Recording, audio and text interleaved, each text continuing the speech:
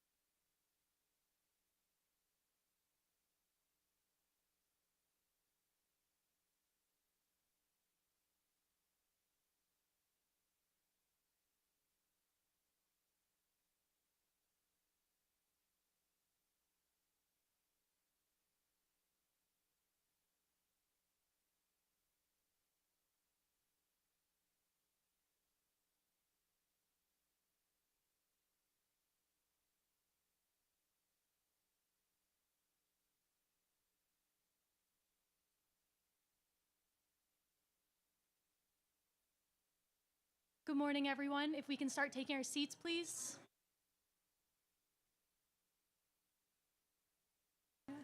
Good morning, everyone. Can we please start taking our seats?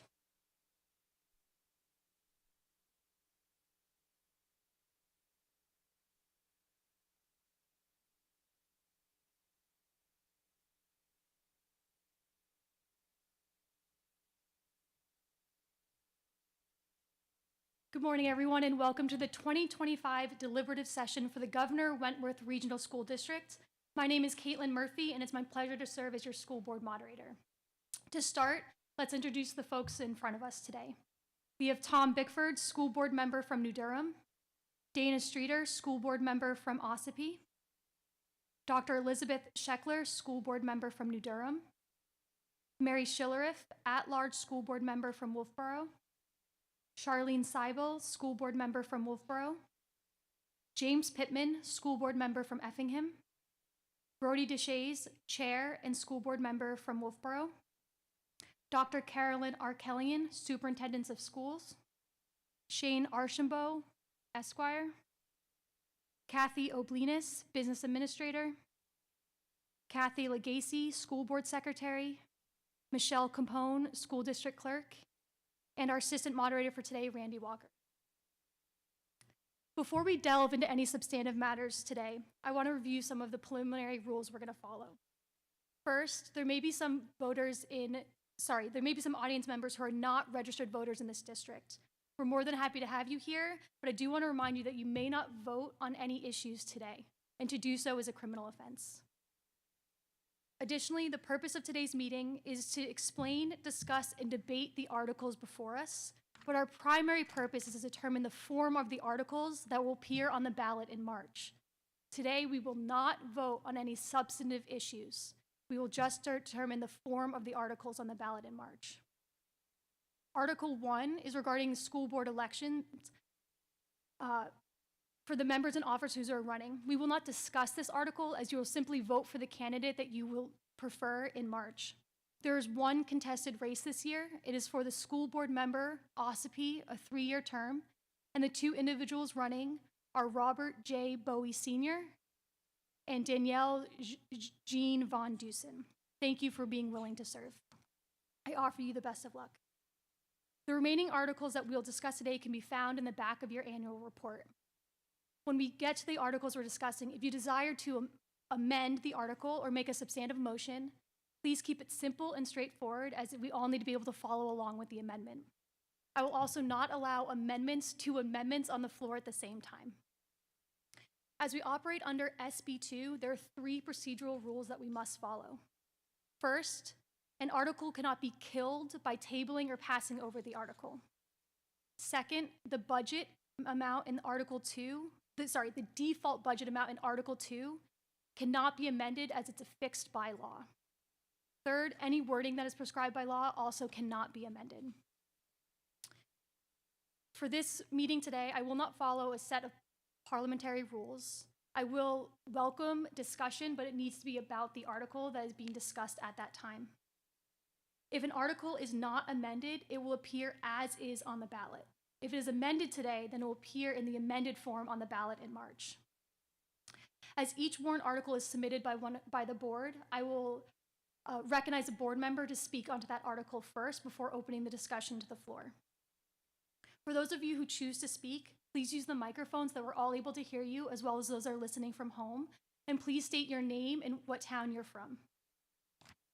I will read each article before it's discussed. It will then be moved first by the board and will require a second motion prior to commencement of discussion. After a reasonable discussion period, I will entertain a motion to terminate debate or call the question. Importantly, an article or motion that has been previously considered may be restricted from rediscussion through the passing of a motion to restrict reconsideration. Should a motion to restrict reconsideration pass, those who want to leave prior to adjournment may do so with the knowledge that that article cannot be rediscussed. If such a motion, however, is not passed and you leave, that article could be rediscussed, so please make your decisions accordingly. Finally, we are only discussing issues regarding the subject matter which appears in the warrant article. It would be unfair and inappropriate to vote on or discuss new substantive matters as there have been no notice to those here or not here that such subject matter would be discussed today. I'd now like to introduce the chair of the school board, Brody DeShays, to deliver the state of the school report. Thank you, Madam Moderator. And before we start the state of the school, I'll ask we all rise for the Pledge of Allegiance. And Mr. Pittman, would you lead us? Allegiance to the flag, United States of America, to the republic which stands one nation under God, justice for all. Thank you, Mr. Pittman. Good morning. I'm Brody DeShays. I'm chair of the Governor Wentworth Regional School District Board and member at large. I want to welcome you all here today and thank you for joining us at our annual deliberative session. The presentation this morning will include a review of the state of our schools, the rationale for each article on the warrant, and the district's proposed budget for fiscal year 2026. At this time, I'd like to begin with the state of our schools, sharing some highlights from each of our principals over the past year. Kingswood Regional High School offers its students a wide range of academic, co-curricular, and preparation for post-secondary opportunities. By taking advantage of our many offerings, students will lay the groundwork for a successful educational experience in high school. We truly value our students, who are the heart of who we are and what we are all about at Governor Wentworth Regional School District. We encourage students to play an active and contributive role in their education by accessing everything Kingswood has to offer. We are proud of our many traditions and opportunities that are provided for our students, and it's important to become involved in our school community and to make connections with our staff. Our goal at Kingswood Regional High School is for students' time here to be rewarding, enriching, and at the same time prepare them for the rest of their life experiences. Next to our high school is all who work to support Lakes Region Technology Center to continue to access our community needs in an effort to address individualized career goals and provide opportunities for future success. Our students are a reflection of the learning habits they established during their time at LRTC, which helps them to determine their future in the work they do. Each year, we work diligently to build upon the commitments we have with all students in the communities we serve. At LRTC, we strive to uphold to the qualities of leadership, responsibility, trust, and collaboration, so matches with LRTC. We often share with students the ideal that LRTC is about, quote, their career and their future, and that, quote, people do not decide their future, they decide their habits, and their habits determine their future, end quote. LRTC is dedicated to teaching the habits that students can have into the future that determine their success.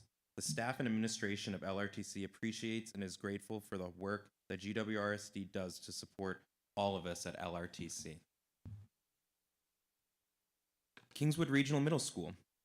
Being kind, respectful, motivated, and safe is at the center of all that we do at Kingswood Regional Middle School. We believe that it is most important that our students understand and live by these values. These school-wide expectations allow students to access common language, expectations, and instruction from all the adults in the building and help to strengthen and sustain a climate and culture that supports all learners. With that being said, community service projects are an important part of the culture at the middle school, which includes organization and delivery of 40 Thanksgiving turkey baskets to families in need. These kinds of projects help students to develop a sense of social awareness and learn patience and empathy while getting to see firsthand how they can have a positive impact on our community. There continues to be enriching academic programming at KRMS to immerse students in experiences that inspire new interests and broaden skills. This programming includes STEM-based projects in science and technology, as well as strong arts and music programming to encourage self-expression, creativity, and to build confidence and career exploration opportunities. KRMS also offers diverse extracurricular clubs and interscholastic athletic options, including soccer and Skills USA, as pictured on the slide that help to foster important work ethic, perseverance, preparation, commitment, and interpersonal skills. Looking forward, there are continued efforts to strengthen the KRMS advisory program by implementing responsive classroom strategies. Advisory offers a structure to meet adolescents' developmental needs because it is the one place where there is a true focus on the notion of the, quote, whole child, end quote. Advisory seeks to ensure that every child has a meaningful relationship with an adult and a sense of belonging among their community of peers. Carpenter School. The 2024-2025 school year is an exciting one at Carpenter School, filled with memorable moments and a milestone worth celebrating. The school year began with King, our mascot, welcoming our kindergartners with popsicles on the playground. Our youngest students have also been enjoying the newest additions to their outdoor classroom as part of our kindergarten program that honors the importance of play-based learning. In October, the Halloween parade was held at Brewster Field due to construction, which added a fun twist to this long-held tradition. November highlights include our third grade leaders serving a special Thanksgiving lunch and hosting a school-wide election where students presented persuasive speeches about North American animals they had researched. Just before the holiday break, students enjoyed a special assembly featuring NED's Mindset Mission, which set the tone for our January focus on setting goals and fostering a growth of mindset. This year is especially meaningful as we prepare to celebrate Carpenter School's 100th birthday, opening its doors on September 24th, 1925. Carpenter School has been a cornerstone of the community for nearly a century, and we look forward to honoring this incredible milestone with a celebration this fall. Crescent Lake. The awesome Otters of Crescent Lake School have had a fantastic year filled with opportunities for learning across a wide array of classroom and school-wide activities. Our 4th through 6th grade classrooms are bustling with mathematics and literacy lessons, with our teachers leading the way through collaborative team approach. Students often gather in cross-grade level Otter families as a way to meet with friends outside of their class and grade level. 6th grade students lead our Otter family teams at school-wide events such as Otter Fun Run, Spring Field Day, and Fall Festival. When we gather as a school community, classrooms take turns sharing their learning that was focused on monthly themes before we all celebrate as a school community. Whether students are participating in band, chorus, student council, or in our OtterBots robotics team, unicycle team, drama club, or other after-school clubs, CLS students are always following the Otter way of being ready, respectful, and resilient. Effingham Elementary School. Effingham Elementary School went to new heights last year by visiting the top of Mount Washington in 2024. Students were able to ride the cog railway and participate in a workshop at the Mount Washington Observatory. Effingham Elementary School established core values of responsibility, kindness, growth, integrity, and belonging in 2024. These core values are foundational pieces to all aspects of work with students. Highlights from the year include caroling at the Effingham Public Library, all school morning meetings, lunch with friends, Frog and Toad at the Winnipesaukee Playhouse, robotics club, hosting Tiger from Plymouth State University, and working with community partners. The playground was gifted a game called the Gaga Pit from the Effingham Elementary PTO, and it is a big hit with the students. In each and every environment, Effingham Elementary students and staff are learning together, striving to bring their best selves, and demonstrating our core values. New Durham School. New Durham School hosted the New Hampshire Dance Institute in the spring of 2024 and looks forward to seeing them again this year. Highlights of the past year include an annual art show, the solar eclipse, amazing field trips like the New Hampshire State House, the Gundalow Ecology School, and the Remick Farm Museum. We had Career Day, our school-wide spelling bee, a fun run, concerts with our sister school TCS, and celebrated Pi Day, Pi the number. We hosted the largest camp invention in our history and built a new playground with the backing of our PTO and volunteers. We are happy to share appreciation at our annual community Thanksgiving dinner, which included members of our PTO, retirees, and our greater school community. Ossipee Central School. At Ossipee Central School, we had a great start to our 2024-25 school year. Students have been engaged in hands-on activities, robust learning opportunities, technology integration, engaging field trips, and positive school-wide assemblies. Fall brought visits to the Center Ossipee Fire Department to learn about fire safety and appreciation of our community helpers. 6th graders enjoyed a field trip to Nature's Classroom. Our 4th graders enjoyed their annual social studies unit learning about life during colonial times, in which we welcomed families to take part in traditional activities of that time. Our students performed beautifully during our December band and chorale concerts. In January and February, students in grades 4, 5, and 6 enjoy a variety of winter activities such as skiing, snowboarding, snowshoeing, and ice skating through our winter sports program. Students in grades K, 1, 2, and 3 participate in winter fun through creative and interdisciplinary team building and STEM activities. Ospey Central School continues to focus on the core values of be respectful, be responsible, be safe. Our school mascot, Ozzy, helps encourage our students to make good choices each day. Tuftonboro Central School. Tuftonboro Central School students are enjoying a great school year. In addition to academic studies, highlights so far this year include hosting the first annual TCS trick-or-treating, event on Halloween night at school, complete with hallways decorated with student work and plenty of treats. A second annual TCS Student Family Thanksgiving Dinner was also celebrated in November, and students helped to set up, create decor, and serve the school and over 120 family members as guests. The winter sports program is in full swing, with students participating in snowboarding, skiing, snowshoeing, and skating during the month of January. And preparation is underway for the first annual TCS Art Show later this winter.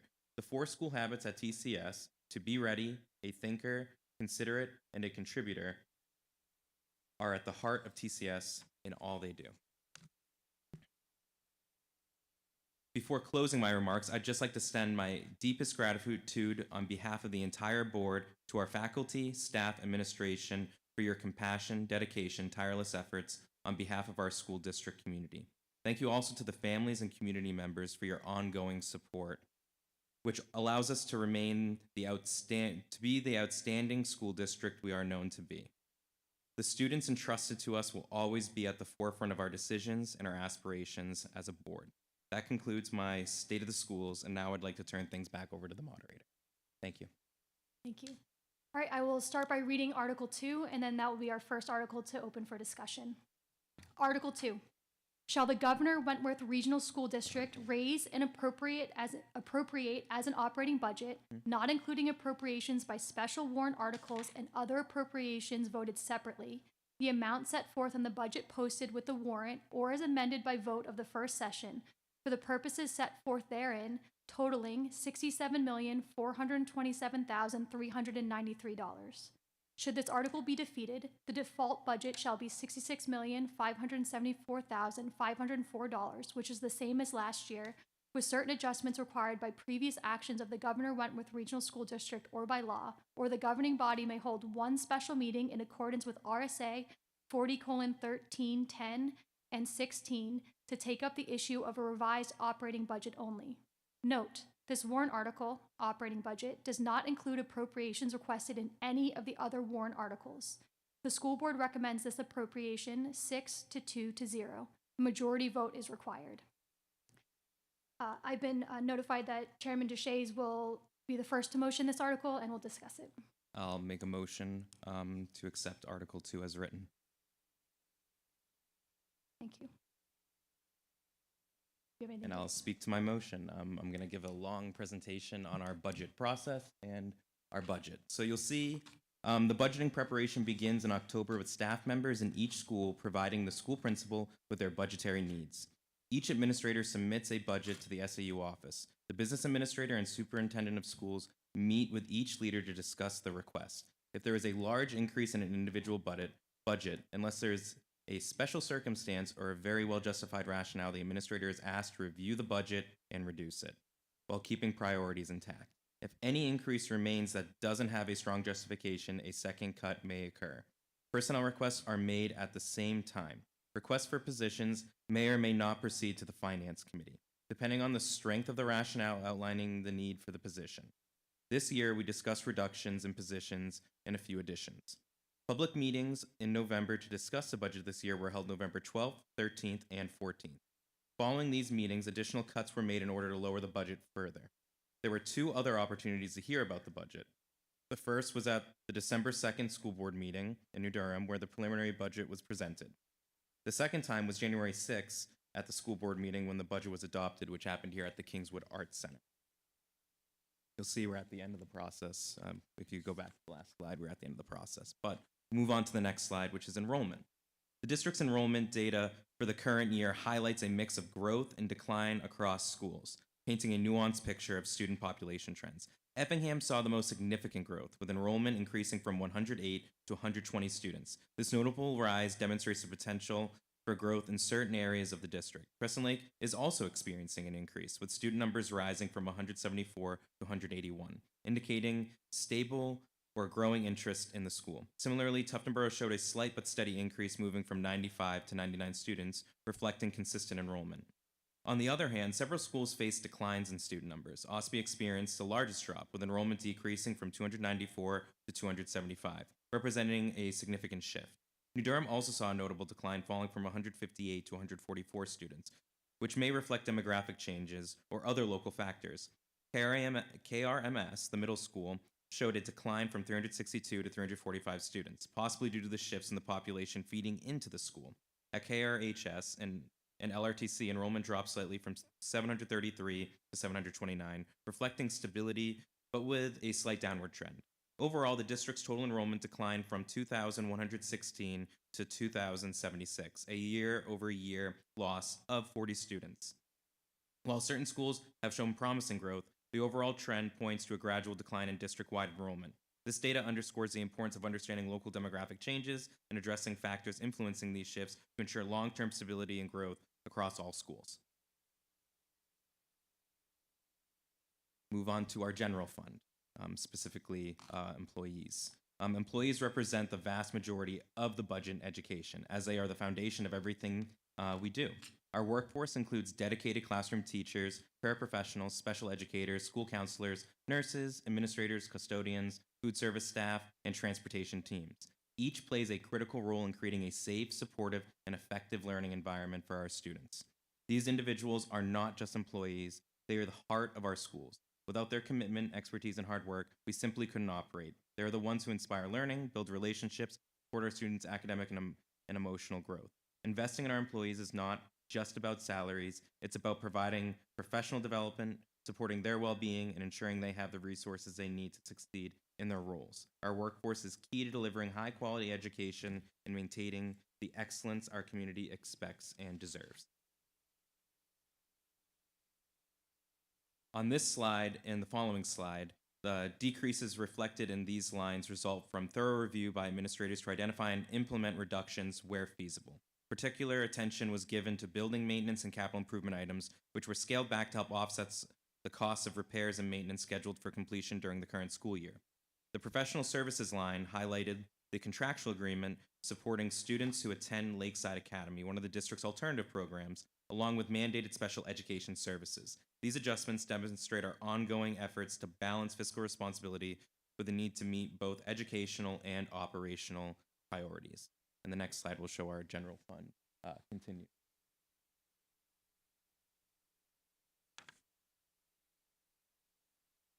We could go to the next slide, our proposed new staff. So this is a list of our proposed new staff for the school year. This list doesn't include some of the reductions in force that happened during our budget process. There were positions that we removed due to, as I mentioned, the enrollment numbers and how they change depending on the school. Oh, is that at the end of it? I read that.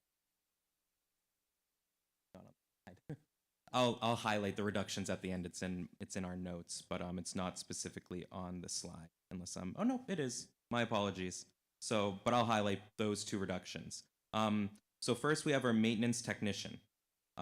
This is a district-wide position. The rationale is our maintenance team is currently stretched thin, making this position critical to ensure timely and effective upkeep across the district. Our maintenance staff kind of explain that they feel as if they only have a third of the staff to actually take care of how large our physical plant is. Student Wellness Coordinator. This role is essential as we phase out our nurses' contract with Huggins Hospital. For those that don't know, Huggins Hospital is asking us to start taking care of nursing services in-house. And this wellness coordinator is going to be, student wellness coordinator is going to help coordinate those nurses and help us with that transition. The coordinator will also address mental health needs across the district, aligning with our strategic plan and ensuring continuity of care for students. Special Ed Administrative Assistant at Kingswood Regional Middle School. The middle school currently relies on a substitute for this part-time role, and expanding to a full-time assistant ensures sustainability and stability for special education DPT with a very large caseload, and we've seen an increase in caseload at the middle school, and so this is to help address that. Student Support Center staff at Kingswood Regional High School. A trained staff member will support students transitioning from suspension or hospitalization, and this initiative is designed to reduce out-of-school suspensions and provide structured, effective reintegration for students. CTE support staff. LRTC, the rationale is this position addresses safety requirements in the technical school shops where additional oversight is critical to maintain a secure learning environment. Grade 3 teacher reduction in New Durham. As enrollment shifts, as you saw on the previous slides, the school is reducing a teacher position but requesting a reading-focused paraeducator to provide targeted literacy support. Increased DPT support at both Tuftonboro and Effingham.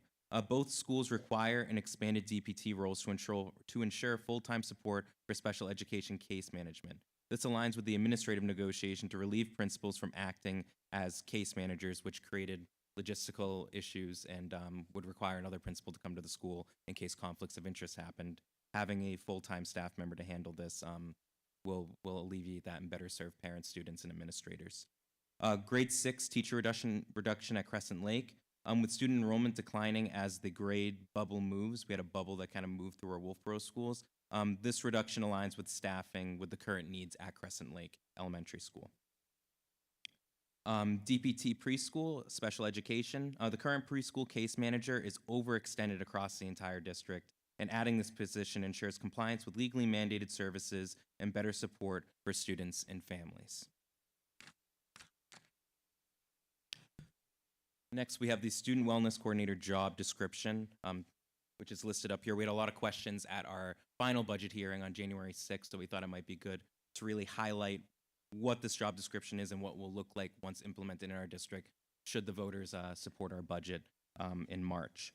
Our district recognizes the vital role student wellness plays in academic success. The Student Wellness Coordinator is a full-time, year-round position dedicated to fostering a healthy and supportive school environment. This role oversees wellness initiatives in 4 key areas: mental health, nutrition, physical health, and social-emotional wellness. By coordinating efforts across schools, families, and community, the coordinator ensures our programs are evidence-based and sustainable.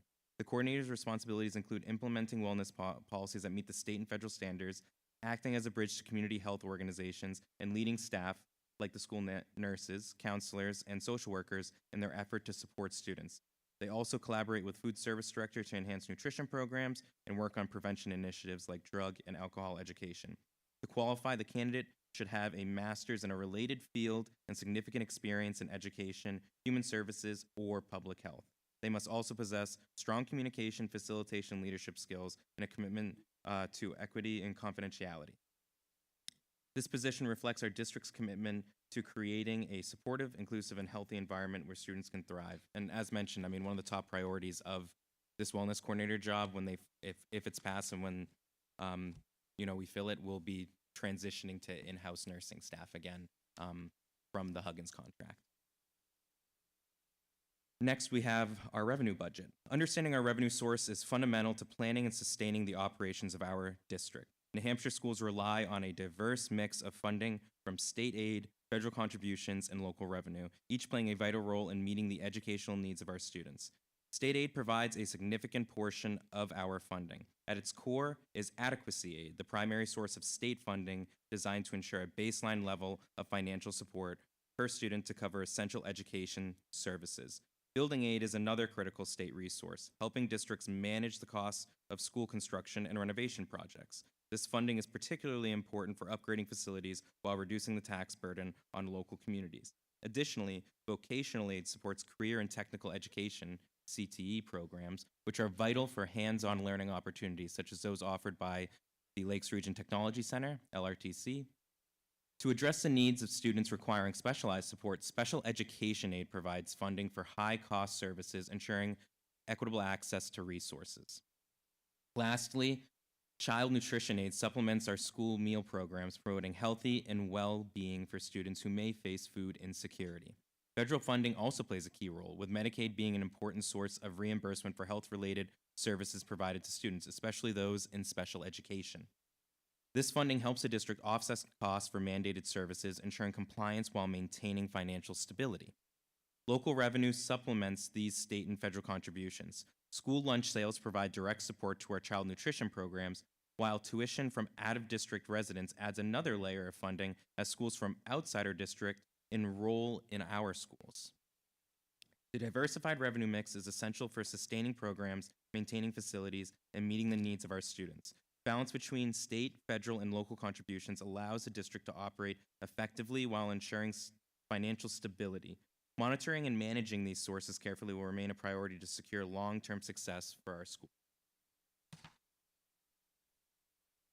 Our default budget. You can kind of see our proposed versus our default and the variance in the slide above.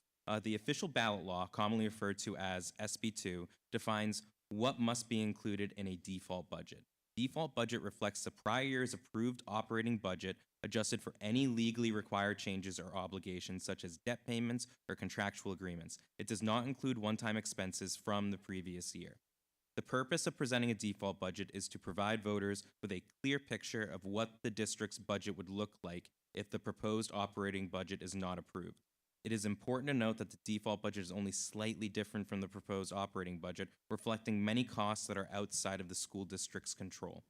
This year, the default budget is $852,889 lower than the proposed operating budget. However, it represents a 5.25% increase over last year's budget due to these unavoidable costs. Including this percentage in this presentation helps illustrate the minimal difference between the two budgets and underscores the challenges we face in managing rising expenses while maintaining quality services for our students and community. By highlighting these realities, we can stress to taxpayers that the district is working to balance fiscal responsibility with the need of essential costs in our school district. Next, we have our debt service and warrant articles. Over the past several years, the district has successfully retired bonds for the Ossipee, Effingham, and New Durham school projects. This achievement reflects our commitment to responsible fiscal management and reducing long-term debt obligations.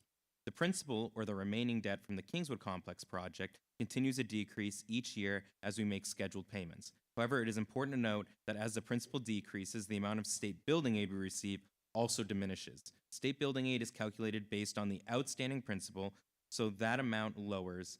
The aid provided by the state is proportionally reduced. This reduction in state aid means that while we are steadily paying off our debt, the portion of the payment covered by local funding increases. Additionally, because interest is calculated on the remaining principal balance, our total interest cost has naturally decreased alongside the reduction in principal. This trend will continue until the debt is fully paid off, at which point the district will no longer carry the financial obligation for this bond. By managing these financial changes thoughtfully, we are ensuring the long-term financial health of our district while maintaining a commitment to meeting the needs of our students and community.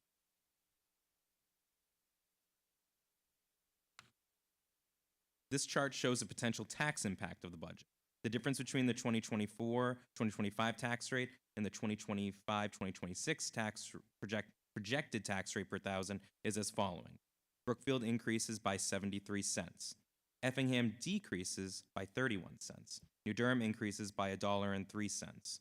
Ossipee increases by $1.17. Tuftonboro increases by 23 cents. Wolfboro increases by 87 cents. Proposed budget and default budget comparison. Aside from health insurance, the largest increase in the budget is in the utilities lines, electricity, fuel for buses and water, as well as building and service agreements, professional services, and replacement vehicles. If these monies aren't spent, the money will be returned to the taxpayer. However, it would be irresponsible not to include the adjustments in this budget, knowing these utility costs are so unpredictable. The difference between the proposed budget and the default budget is $852,889. I point this out again to illustrate that we care and that we're being very responsible with presenting a budget to the taxpayers. There are just many unavoidable costs that are outside of our control that we're required to pay for to have safe buildings that operate and function properly.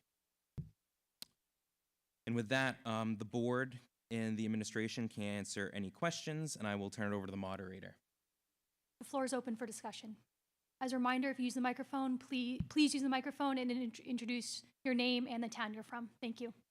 Hi there, Scott Lounsbury from Wolfboro. I'm seeing, I've got two questions here. I'm seeing two different figures for the federal funding. I'm seeing 1.85 million on one slide and 1.3 million on a different slide. Can you help me out to understand what that difference is, please? Are you talking about the federal revenues under the revenue slide? Yes, please. You said you saw 1.7 and 1.8. I see under the proposed 26, 1.85 million, and then under one of the other, it said federal funding is 1.3 million.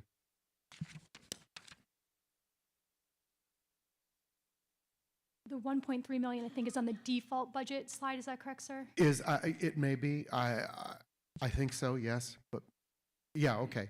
Yeah. Federal fund 1.3 million.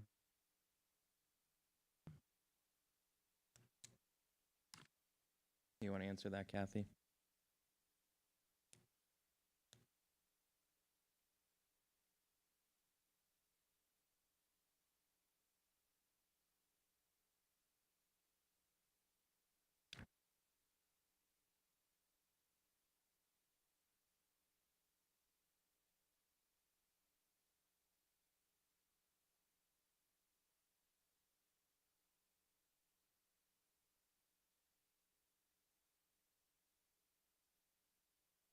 Test, test, okay. Ooh. Glad I hold on to it. So, under the federal revenues, I want to make sure I'm looking at the correct document you're looking at. When you see 1.3, are you looking at the blue sheet? I don't know that it's the blue Okay. sheet. It's that Okay. slide right here, the default budget Okay. slide. Sure. So that 1.3 million has to do with federal funds, which we receive through the state. That is what we call our grant funds. On the sheet up here, we also include our nutritional federal funds, which is part of that $960,000. That's you. the difference, because they're makes recognized as federal funds in here and separated out to delineate between the federal funds for grants versus nutrition. Thank you. You're welcome. Thank you very much. The second question is a little more. I don't know. The second question is a little more difficult.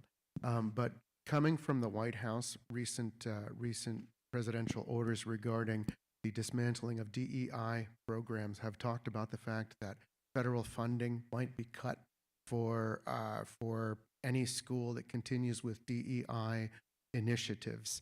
Can you address that, and then maybe address how we would what would we do to recover that federal funding? Thank you.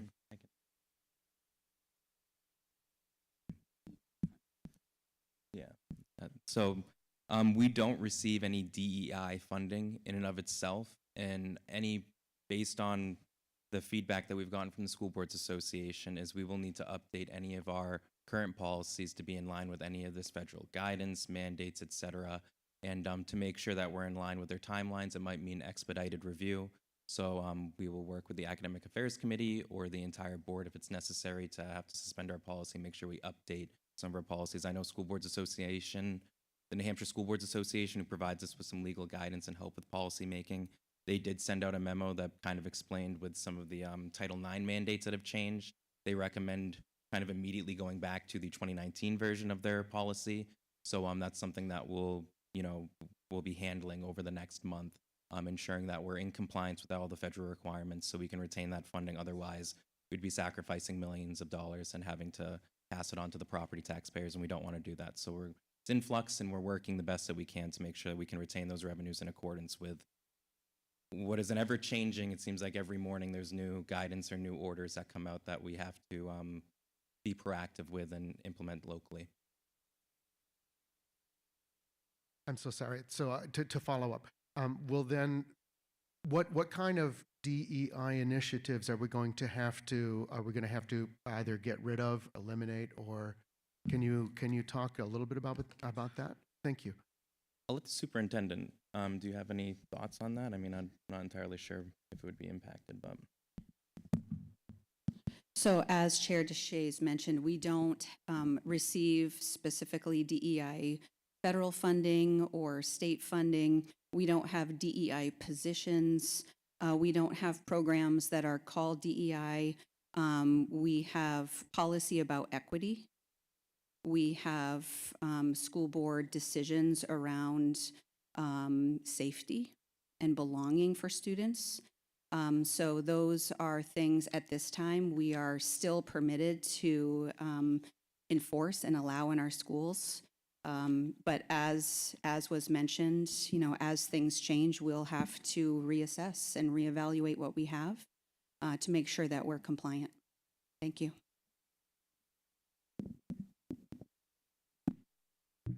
State Representative Glenn Cordelli, representing Tufton Borough, Wolfboro, and Ossipee. Couple of questions. First, Articles 3 and 5 are proposed salary increases, and as I understand it, they are not included in the budget proposal in Article 2. Is that correct? Yes, Ms. Schillerf? She's saying that we're not yet on Article 3 or 5, but I do think it's an appropriate question here because we're not discussing the substantive issues of Article 3 and 5. The question is, are the increases in those articles included in the budget that was just presented? So I think it's a fair question to answer at this time. I can answer that. No, they are not, sir. Okay. I think those two articles total over $100,000 and would bring the budget up to $68,243,844. Could you tell me the actual budget increase that is, the proposed budget is 6.6% increase, I believe. If we add in the salary increases, what would that proposed budget increase look like?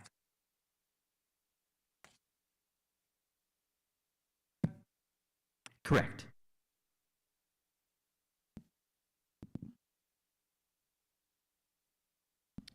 I believe the document that was handed out or allowed for everyone that's on the blue sheet, that lists all of the proposed warrant articles. So it shows the operating budget, all of the proposed dollar amount warrant articles. The bottom line would be $68,793,844, which is an increase of 8.76%. It's on your blue sheet, sir. Okay, thank you You're very welcome. much. One last question. Well, it's not specifically related to Article 2. You want to stick to Article 2, is that correct? Yes, please, sir. Okay, thank you. Thank you. Any other discussions? Okay. I've heard, and then you first, sir, you can go first.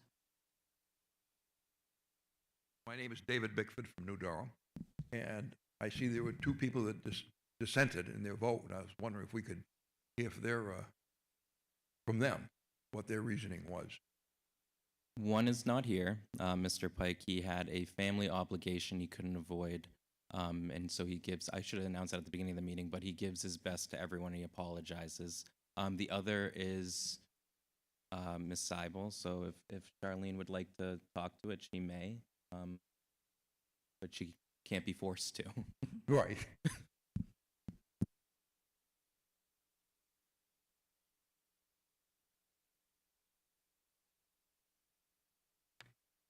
Not working. I think it's on. Mhm. Thank you for asking your question, Mr. Bickford. I anticipated that question might come up. And I will simply say that I have great concern for this total amount, and it has everything to do with the fact that since I first got on the board in 1999, we have never had this amount of a budget increase. I know in the past it's been held, I think, I want to say around 4%, maybe between 4 and 4.5%. And I did my best to get as much of the background information on the process itself. And I'm speaking as someone who tries to be very sensitive to the taxpayers, but at the same time wanting to do what's best for our students.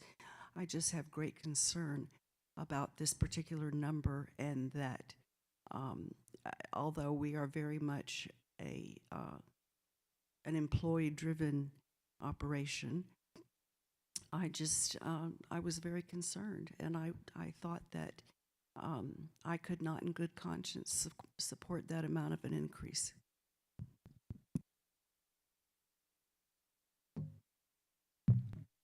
Good morning. My name is Susan DeRoy. I'm a state rep for New Durham and Middleton. And I'd like to know why the school is not following suit with the state and their mandate of decreasing budgets at least by 4%. Our taxpayers are having a very heavy burden this year. And I think that the school system needs to look at their programs and do the same.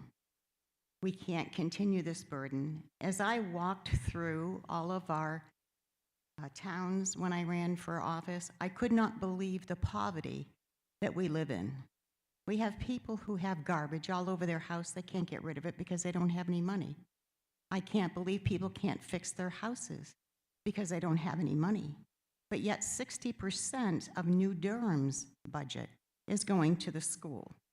I think we need to get together as a community and realize that we have to have some reprieve. Thank you. Thank you. And I think the best way to address that is, I mean, we are seeing increase in student needs in our school district. Some of it is driven by lack of state investment. The state has decreased its revenues over years. That's made it harder to pass on any revenues to the school districts. You'll notice in our revenue budget, our state revenues have, for the most part, they aren't increasing. We do understand our enrollment numbers are decreasing. That impacts that. But when your enrollment numbers decrease only by, 5 students in a school of about 200 children, we can't do a reduction in force. We can't force kids in the classrooms, 30 kids into a classroom with 1 teacher. It's not an effective learning environment. So, I am not the most happy with this final number, but this final number reflects a lot of fixed costs like utilities, electricity, contracts that are ongoing for maintenance and upkeep of our buildings so they're safe for students and staff, and insurance, which insurance is not just active employees. There's also insurance plans for our retired employees, and we've seen an increase in retirements, and people live longer. So those costs, and that's why we've seen an increase in the burden of the insurance costs. Overall, is that those percentages and those adjustments year by year are going up. So, I can hear the state is having its fiscal issues. Some of that is the state has decided it's, decreased its tax rates, and when it has less revenue, it has less money to implement programs or to continue programs. But the programs that we offer are for every student. Many of them are mandated. Many of those special education services are mandated, so we don't get a lot of wiggle room. Hence why our default budget, I'd like to really stress how our default budget is very similar to our regular budget is. We're dealing with many fixed costs. The things that the taxpayers will be sacrificing if they vote against this budget would be a shift, of money that we'd like to go towards all general programming to concentrating into just our special education mandates, and a sacrifice in the infrastructure that we're trying to upkeep. And when you sacrifice 1 year, you get behind a year, and you get behind a year, the budget will reflect another number that might be similar. So we'd like to catch up. We'd like to address these things. I'm hoping with additional students being tuitioned into our school district over the coming years that we're seeing from Freedom and a new commitment from Middleton with adjustments in how much they pay in revenues, that we're going to see higher revenues. We're going to be able to control these costs. But this is just a year where it was a perfect storm. Insurance rates went up, final year of the teacher's contract. We have a lot of students in out-of-district placements, one of the highest in about a decade. And that, each out-of-district placement can range from tens of thousands to hundreds of thousands, and that's impacted our budget. And the renegotiation of our Lakeside Academy to prevent kids from dropping out. These are all things that we have to provide services on, that we have to do as a school district. And if we don't, then we're going to be sacrificing children's educational opportunities. So I just want to stress that. So thank you, Madam Moderator. Ms. Budman? I have a couple of questions. Bobby Budman, Wolfboro. I have a couple questions off of what you just said, Chair DeShays. Of those placements, when that 1.9 million we're roughly looking at for those out-of-district placements, I think actually maybe it's going down to 1.8. How much of that is coming from the state in catastrophic aid And how much money have we lost in catastrophic aid due to the decisions being made right now at the state level? Last I did see, the state was about 33% short on the amount of money it needed for catastrophic aid for paying for those special education out-of-district placements, but I'll let Kathy Oblinis, our business administrator, address if there's been any updates to that. No, so we're still hoping that the state will have the money in that program to help reimburse the school district, so it's not a burden onto the property taxpayers. So as of right now, is that about $360,000 we'll be losing in catastrophic aid from the state? You have the exact number, Kathy?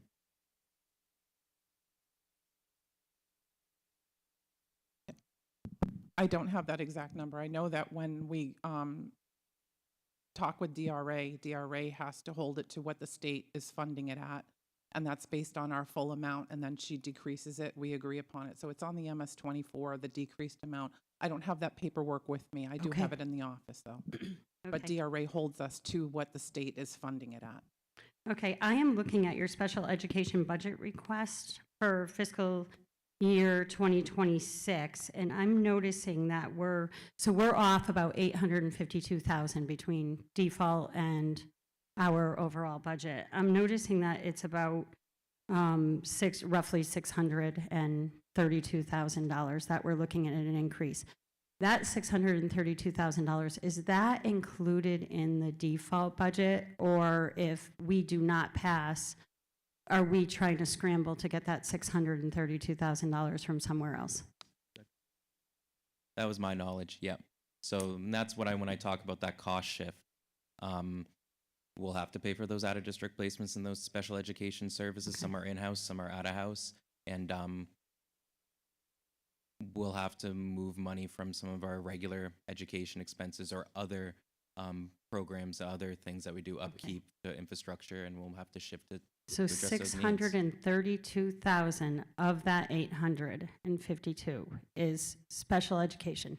We have about 17% special education students in our district.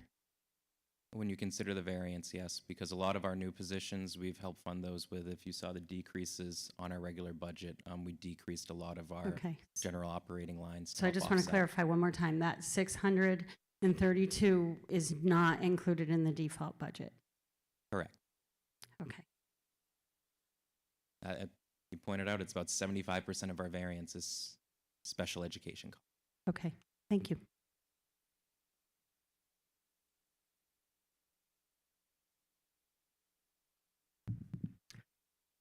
Hi, my name is Steve Johnson from Wolfboro. Couple of questions. First, the complete presentation that you presented, you all had copies of.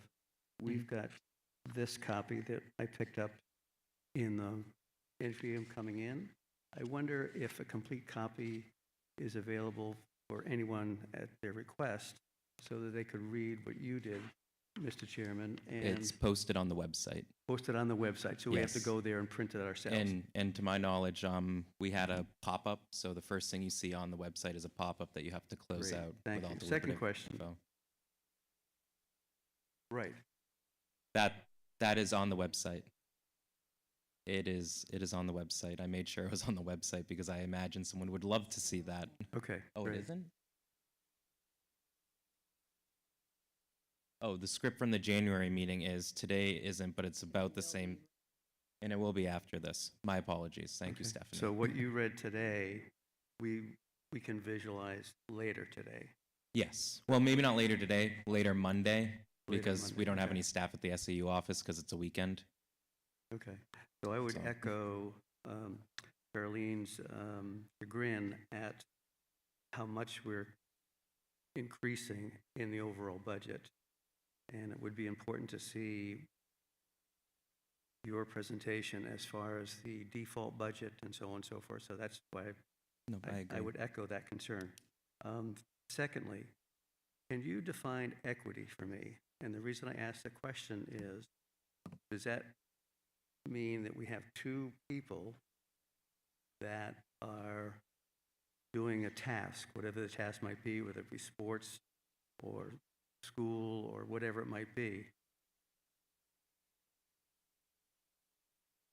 and they do a good job at it, one doing better than the other, is one penalized for doing a better job and not getting recognized for that?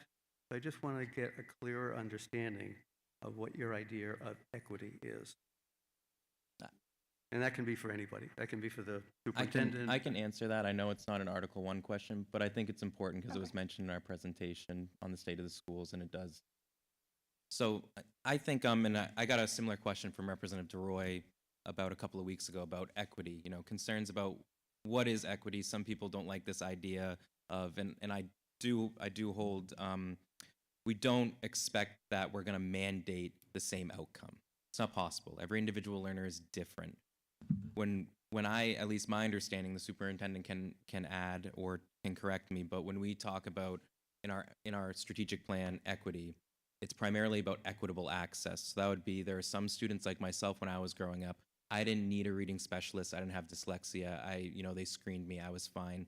So to learn and to read in the classroom meant teacher goes in front of me, instructs me with the group of students, and then can hand me a handout to do an assignment, a task, and maybe assignment of a reading that would precede that. So an entire assignment.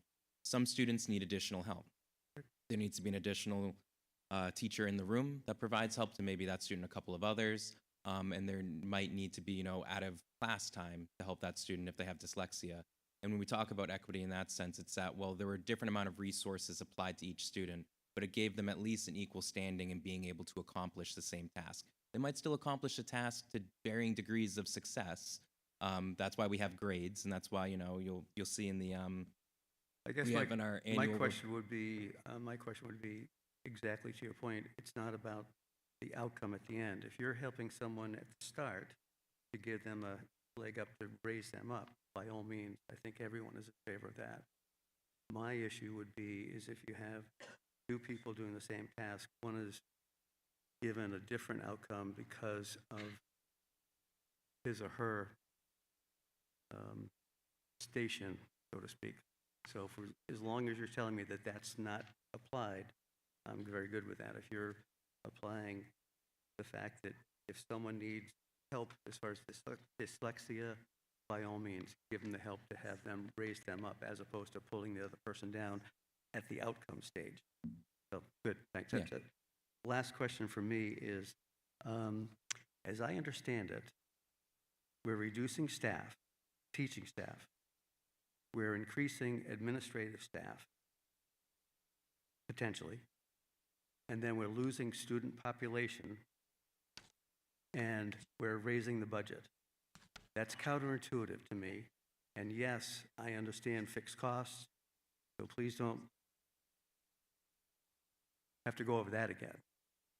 But I think that somewhere along the way, you as our representatives need to do the hard work of figuring out how we do it. Don't expect an answer from you today, but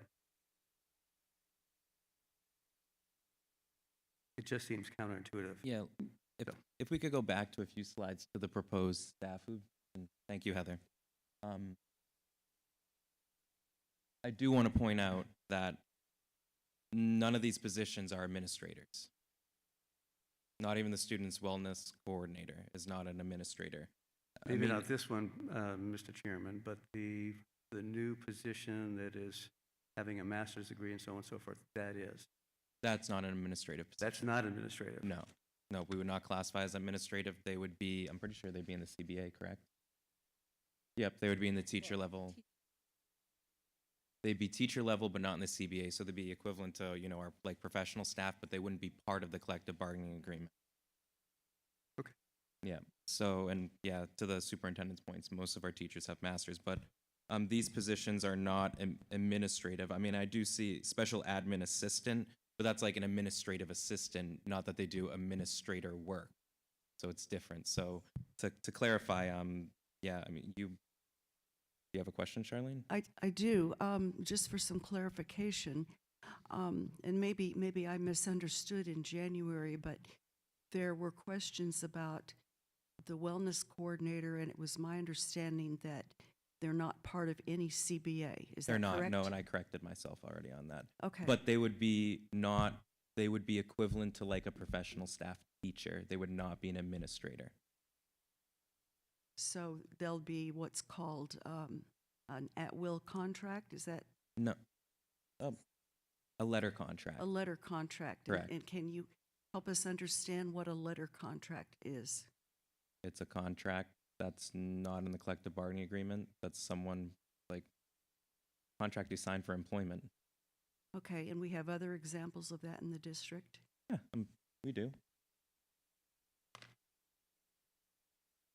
We do have other letter contracts. We have head custodians who are not part of the support staff. We have technology technicians, which are not part of any collective bargaining agreement. We have our maintenance staff, not the, actually including the director. Those are letter contracts. They are not in any collective bargaining agreement. Okay, I just thought the public might want to understand that difference. Those Thank are you. good, and you know, and thank you for raising that,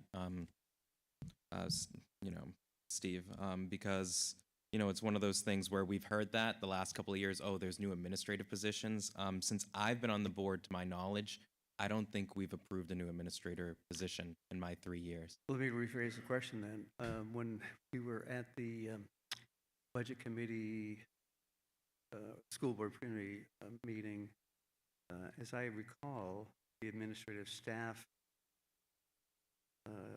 payroll was increasing, but the academic staff was decreasing.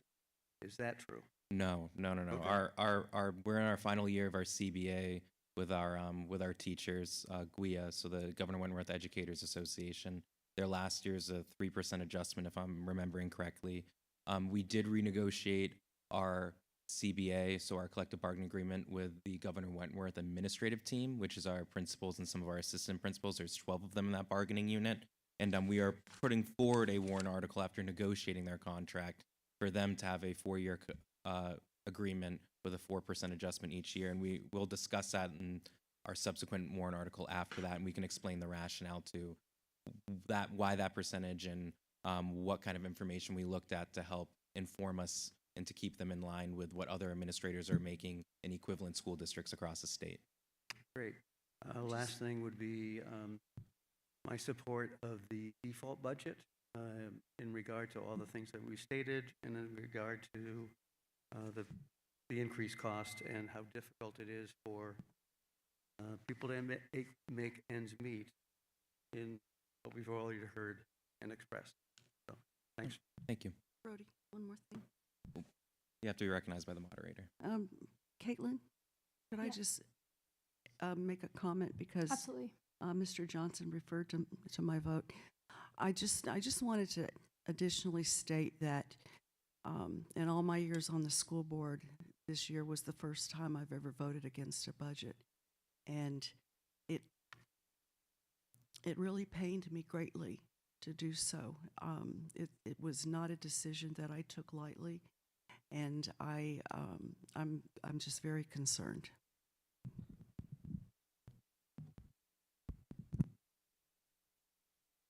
I appreciate your comments and the detail this morning. Thank you.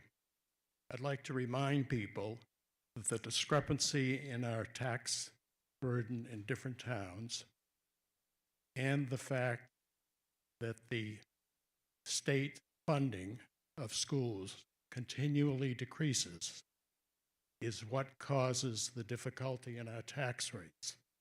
And I recommend that the two representatives here today take note of that and please vote accordingly for the towns of the Governor Wentworth School District. Sir? Mr. Cordelli, I Sorry, withstand just anything. one moment. Sorry, I Sir, didn't- sir, thank you for your comments. Would you just mind introducing yourself? Thank you. Ken Perry, North Wolfboro. Thank you.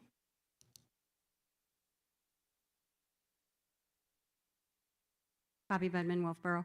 I'm curious what is in the unassigned fund balance? We don't carry an unassigned, correct? And it's a Sorry. fallout on. Unassigned fund balance is returned to the taxpayer to offset the tax rate for Okay, the so we're year. not keeping any money there. Do we have any accounts right now that we use to move over to other accounts when we have a burden that we can't meet? We have trusts, and we spent our special education trust, not all of it, but we spent No. a few $100,000. Excuse me, we have not touched our special education trust. I thought we did last year. No, we did not. We didn't use We it did last not. year? No. And how much money would be in that? That's further down on the warrant. Oh, okay, Yes, thank you. you're welcome.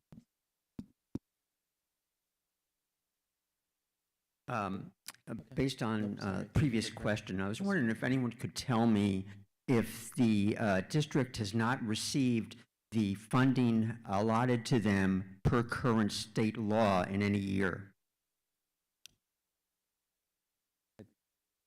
Yeah, and the money that's prescribed and, money that DRA prescribes as revenues that we get. Thank you. And under the topic of be careful what you wish for, there are two current lawsuits before the Supreme Court, Rand and Conval. The Conval lawsuit would increase state adequacy funding. But at the same time, the towns collect what's called the statewide education property tax, or SWEP. Because of some property values in several of our towns, they raise more than is mandated by the state. They get to keep that. I have a bill in to codify that. Under the rulings of the Supreme Court, it might be that that money in excess of what the state says you have to collect would be sent to the state. Under the current formula, for Tufton Borough, they would have to send $1.3 million plus to the state each year. Wolfboro would have to send over $1.7 million. If the Conval suit goes through and the proposed increase prescribed by the Superior Court, that excess amount to be returned to the state would be over $3 million a year to be returned by Tufton Borough, and over $5 million a year to be returned by Wolfboro.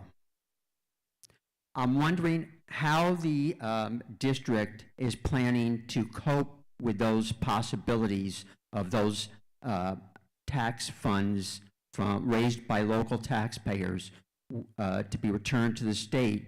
How will you be coping with that?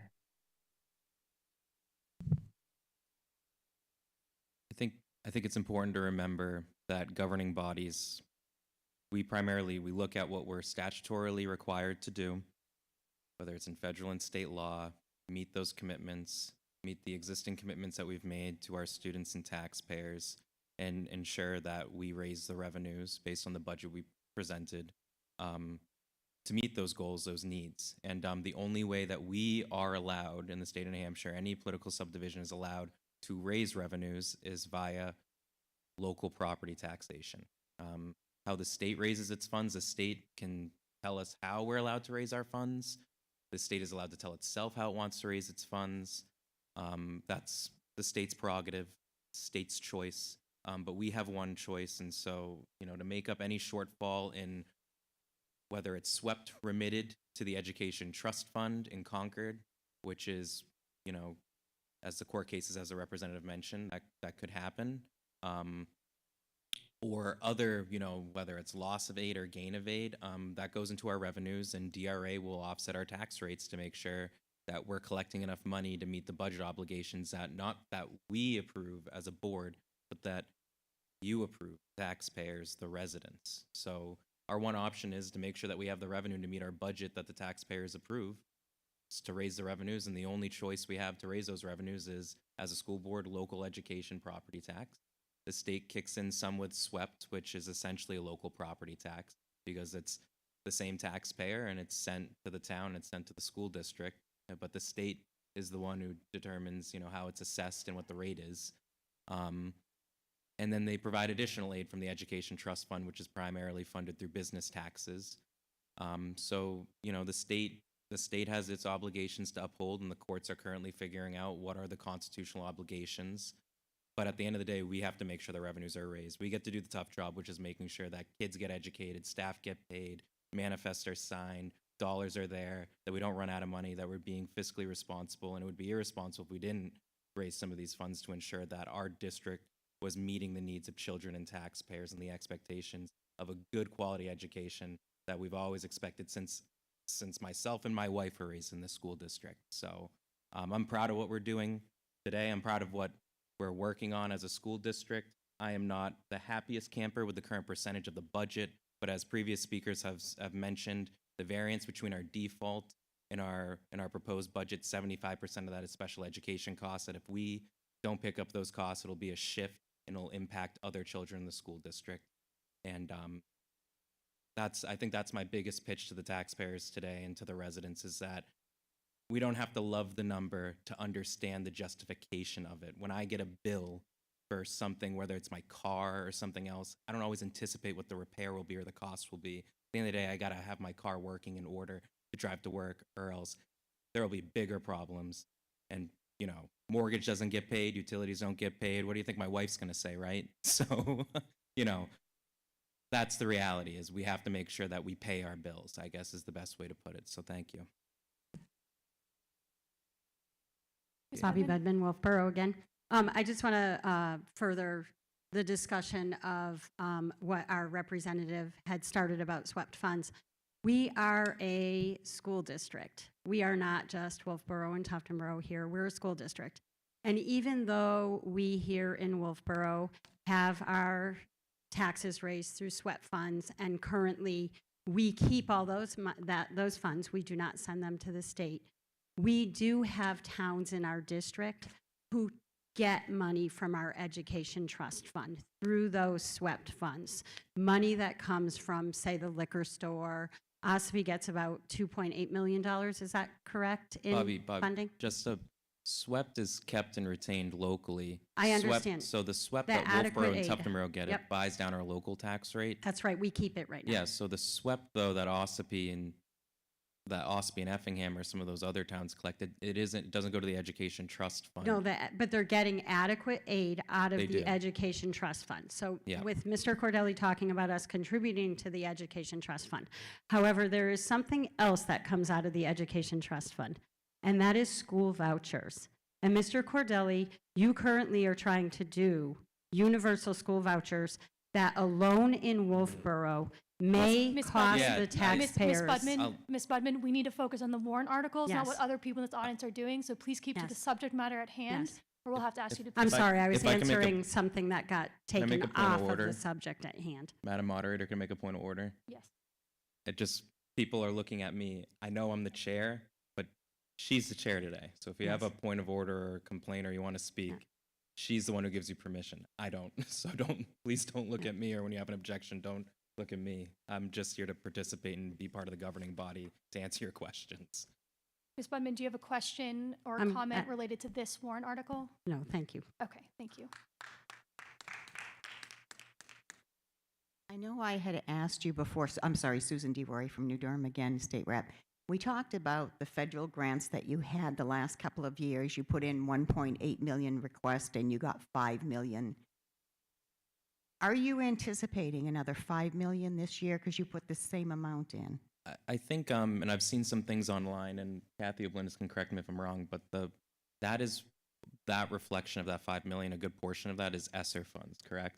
So ESSER funds expired, we spent all of those. So no, we're not gonna get any ESSER money. The feds aren't gonna give us another 3 million to help us with our infrastructure or learning loss. That money's gone. So now we're kind of back to pre-COVID, what the federal revenues are, which are meager at best. Which is unfortunate in some ways because it actually increased your budget and you went off that budget from the prior year. So We did not, no. We Well, if didn't, you- we don't, because what I'm especially, looking at, I mean, it might be what you're, I mean, I'm looking at the same thing, and I help do this budgeting, and that's just, I mean, we spent that ESSER money on one-time expenses. I mean, I'd say 80% of it went towards infrastructure spending, one-time expenses, and we made, before I even joined the board, existing board members can discuss it, but we made a commitment that we would not have any grant positions that would continue or any infrastructure spending that would continue from that ESSER, that it wouldn't be we spend this ESSER money and then all of a sudden assume that now we need to raise $5 million to continue those grant-funded positions. I will admit the board did, after everything, with feedback from teachers and administrators, they asked for us to keep 2 math coaches. So we had 5 under ESSER, we kept 2, and that was to help us with our math programming, and we have seen an increase in standardized testing with those math coaches. So I will admit, so we did keep, of the, what, $7 million we get in ESSER total? Was it about? $6.5 million in ESSER money we got total. Only about, if you include also benefits, only about $200,000 turned into any continuing expense. And it was well justified in last year's budget by staff members who came and testified and by administrators who said, we need to continue doing this. We're seeing the fruits of this bear, and it's a positive effect on our student body. Okay, thank you. Ms. Budman, we're going to have this woman present first, please. Michelle Condon from Wolfboro. My question to you is somewhat more focused on what's going on inside our schools. I'm concerned about value for money because I feel like you're talking as if this is some top-ranking school in New Hampshire and that these numbers are what you have to pay for that type of education. And I'm all for paying money and not necessarily slashing taxes for everybody, but if we're not getting a value for money, that is where I'm looking. So is there a process where you, by which you say, these are all our fixed costs, maintenance has gone up, fuel's gone up, all that stuff, special educational needs must be met, those things. Then we have this much money left. And if we want to continue to do the same things, we're going to have to increase it. Is there a process by which you go, well, are we getting value for money here? Is every service giving us what we need? Are our targets being met? I don't see targets. I don't see by 2027 we need to increase our average SAT score by a certain amount, or our percentage of kids that actually meet the national standards for English and maths should increase by such and such. Is there a process, it's a genuine question, where the board says, let's keep it the same, what would we have to cut, and would that actually impact negatively the students in the school? I think, and thank you for the question, and it's a very legitimate one. Taxpayers have, a right to be able to say what is the cost benefit for any spending, and I think our budget process, especially at those hearings in November, which we do publicize, but most people, we love that you join us at any point in the process, and sooner is always better for increasing understanding and education. But a lot of that kind of discussion happens at our budget hearings when we sit down with our administrators over 3 nights and break down their budgets and say, okay, what happened with that existing project, this existing spending? I keep my notes from every finance committee, whether I served on the finance committee or not, and all the documents I get, and I ask those questions whether I've been on the finance committee or not, and whether it's in front of the full board or not, to be like, so what happened with, an example would be we did an expansion of fiber optics or of some of our networks at the high school, and then another one at OSPI, and it was like, what happened with that project? How has that been benefiting? So we do review those things based on the projects. As with test scores, that's tougher. That's tougher for us to know because you don't always see the fruits of that labor, of the investments you make in a writing program, in a reading program, in a math program, and a new staff member. You get like 2-3 years down the road.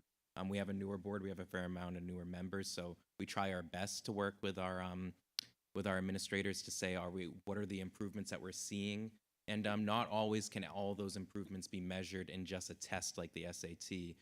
There are other ways where we pay professional staff to be showing us, yes, this kid at the beginning of 3rd grade didn't know, for example, their multiplication tables, but by the end of 3rd grade, it was very clear they understood their multiplication tables, and that's growth, and not every test is going to be able to measure that. But I think ultimately, to your point, is there a process for, yes, that's part of our role as overseeing the budget and the budgeting process and overseeing our superintendent, who's our employee. And I think that's also why this district, before I joined the board, and I'll also say Stephanie King, who's here. We didn't have a strategic plan. We hadn't had one on That the. is shocking. I'm sorry to interrupt you, but that is, everybody should be really concerned that a school board has been operating for decades, potentially, or let's say the last 5 years, without a plan. Well, and that's why some of us newer members said, and we said to our new superintendent, we need a plan, we need a blueprint. And, you know, Well- members of that committee said, what are our deliverables that we want from that? And so you'll notice in our strategic plan, it shows, you know, this is what we'd like to do. This is how we're going to do it. And this is the outcome. And so that kind of drives us to kind of show, you know, You and if see we, that, but sorry, but you're basing your budget historically on something that was not planned. So it seems like there's yearly increases per percent based on something that had no original foundation in actual cost benefit to students. no, there were still cost benefit analysis made. There were still board members who oversaw and said, is this position going to do this and going to have this outcome? Now we have a very larger guiding document of more than just, does this position, does this specific program do this, and having to look at each one piecemeal, piece by piece. Now we have a more holistic approach, and every administrator and every staff member and our community members understand what is the overall goal? What do we plan? Where do we want to be 5 years from now, right? So that I will admit, I couldn't point to some document and show you, this is where we want to be 3 to 5 years from now. Now I can with some confidence, and even if it's not a perfect plan or everyone, you know, some people like it, some people don't, at least we understand where we're making our investments, what we're working towards, and that we can show the taxpayers. And when we get 5 years down the road and we show that a deliverable we expected from an investment didn't happen, there's that look back and it's much more clear. So, and we're trying to make that commitment, and I think that's part of the fiscal responsibility that this board is trying to institute. I welcome the plan. Final thing I would just like to say is, for the amount of money that you spend, we are mid-table. And looking at that as a taxpayer, I'm interested to see why. And that is, I think, where my concern is coming from. Thank you for your Thank you. Thank you for your questions. Yes, ma'am. Hi, I'm Stephanie King from New Durham. I want to thank you all for doing a lot of hard work on the budget. I know it's incredibly hard because of all the statutory increases that you have, the expenses that you can't control. And the out-of-district placements, we know, are the biggest cost increase. That being said, it pains me, but I heard what you said, Charlene, and I heard what you said, Susan. Our taxpayers are hurting. And I'm trying to be cognizant of and sensitive to providing our students, and as Michelle said too, we need to provide the best education for the best cost. We do need some increases to cover the special education expenses. However, I think there are a few places that we can trim a little bit more. Printing, for example, there's a few things across the board that I think we can trim. So I'd like to propose an amendment to Article 2. Okay. I propose to amend Article 2 to change the amount, the proposed operating budget, to 67 million even. Okay. Which is So the amendment on the floor, I'll read the whole article with the amendment, is shall the Governor Wentworth Regional School District raise and appropriate as an operating budget, not including appropriations by special warrant articles and other appropriations voted separately, the amount set forth on the budget posted with the warrant or as amended by vote of the first session for the purposes set forth therein, totaling $67 million. Should this article be defeated, the default budget shall be $66,574,504, which is the same as last year, with certain adjustments required by previous action of the Governor Wentworth Regional School District or by law. Or the governing body may hold one special meeting in accordance with RSA 40:13, 10, and 16 to take up the issue of the revised operating budget only. Note, this warrant article, operating budget, does not include appropriations requested in any of the other warrant articles. The school board recommends this appropriation 6-2-0 majority vote required. Is that the correct amendment, Ms. King? That's correct. Okay, is there a second for this amendment, Ms. Budman? Is there any discussion for this amendment? Um, Chair? my sincere question to the to the amender is, where would you like us to see those decreases? Because we made already about almost, I think a little more than 400,000 at our finance committee meetings. I think it should be up to the administration to determine which of the proposed staff are most essential, for example, as a first question, since those aren't positions that currently exist. Okay. I think, you know, when you look at each line, I think that not a lot needs to come off of any particular area. This does add several $100,000 to the budget, which will cover a majority of what's needed to cover the special education costs, but it does require about $200,000 of cuts where the administrator feels most appropriate to make up for that amount. The current number I have is $393,000 in cuts. Yes. So, do you have, I guess, just looking for public feedback, maybe not just necessarily you or others, what positions should we not do? I want to So- say, again, I think it should be up to the administration Yeah. to make that determination, what's in the best interest of the students. Yeah, I don't think anyone needs to defend an amendment if they so choose it. It's open up for discussion. If other people have questions, it can certainly be discussed. Otherwise, we will vote on whether this amendment should move forward. Would anyone have any other comments they would like to make specifically on this amendment, changing the operating budget to $67 million? I'd just like to make the point that you were talking about that as if we're talking about just members of staff. You can cut budgets in schools in all sorts of places. My son's come home with paper after paper after paper. Cut photocopy. I know it sounds trivial, I know it does, but there's a lot of schools. They have a laptop, they don't need paper. They don't need a tote bag, for example.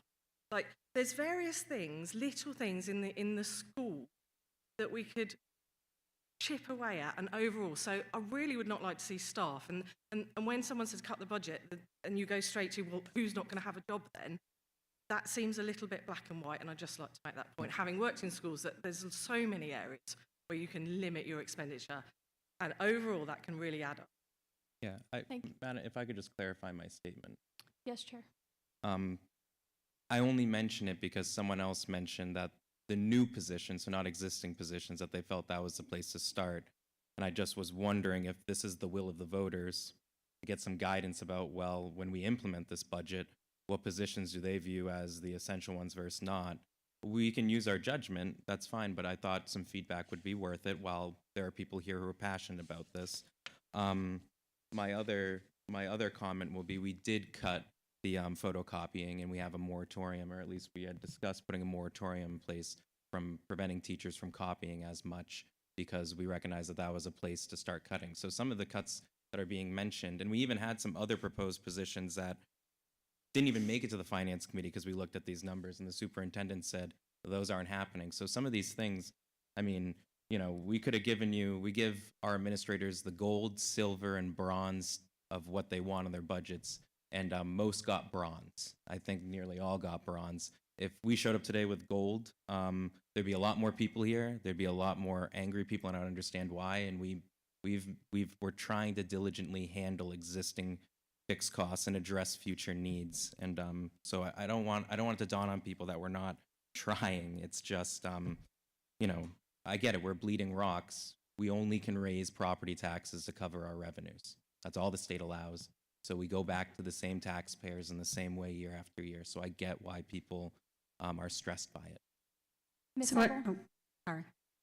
Go ahead, Charlie. Madam Moderator, if I could just chime in. I agree strongly with the statements that we should not automatically assume that there should be cuts to positions. I think that our administrators, they've been hired by the superintendent, and the board has approved their hiring. And I think our administrators are the ones who know best how to make these hard decisions. So I'd like to answer some of your questions, Chair DeShays. In 2024, we budgeted $40,000 for legal, but then we spent $153,000 for legal. I know that I have sent inquiries to the district simple inquiries about asking about what our special aid funds are, and I received letters back from legal. I think that we are overusing our legals. So there could be $100,000 right there. The printing is a problem. Even in the proposed budget, some of the schools have printing going up over 40% for printing. And I know that when I've subbed in the schools, the kids all have little whiteboards they can write on. You can use projectors for the directions. Not all the directions have to be printed on pages. I personally, as a taxpayer, would rather see us support our teachers and have their contract pass. So the reason I second this motion was because if we can cut in these administrative places and in these other places, we can make sure our teachers are taken care of. Because if we have a budget like this, I fear that we would go into default, and then also people would be upset and not support our teachers. We need to pass those contracts, and I believe by passing those contracts, by cutting the budget a little bit in unnecessary places that we can make those, we can support our teachers who support our children. Thank you. Hi, Ellen Phillips from New Durham. I taught in the Governor Wentworth School District for 25 years, and my daughter teaches now in the Governor Wentworth School District Special Ed Preschool Plus.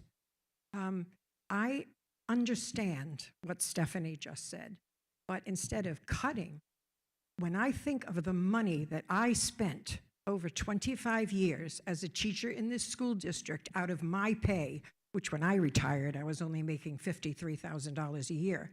And when I think of the money my daughter spends now, every week on her preschool program or on the children in the other part of her job, we can't be looking for cuts when we're already taking a tremendous amount of money out of the pay that many teachers are making now.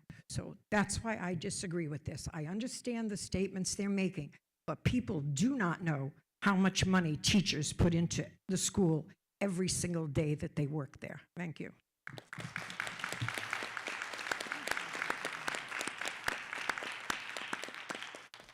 Do you want me to call the question? Or, Mis- oh, no. Mr. Perry, do you have a comment? Go ahead. And Perry, Wolfboro, I just want to make one other comment.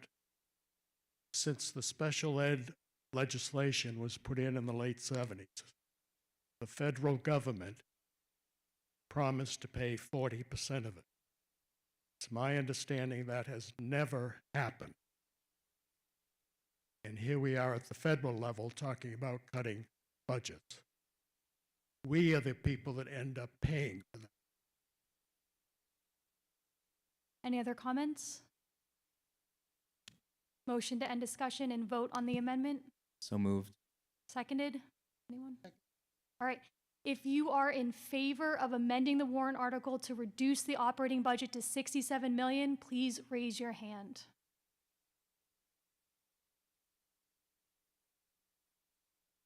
Hands down. And if you are against amending the warrant article, raise your hands, please. Okay. The amendment is denied. So the warrant article will remain in March with the operating budget of $67,427,393. Is there any more comments on this article with the operating budget remaining as is? Ms. King? I have one final comment. It's my sincere hope that the operating budget passed. I know that my town feels it a lot, and I'm worried.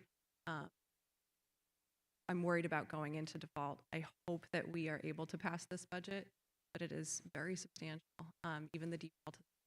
And Ellen, I am a teacher, have been a teacher myself. I feel exactly, I know how hard it is to come into school every day and not have everything that you need.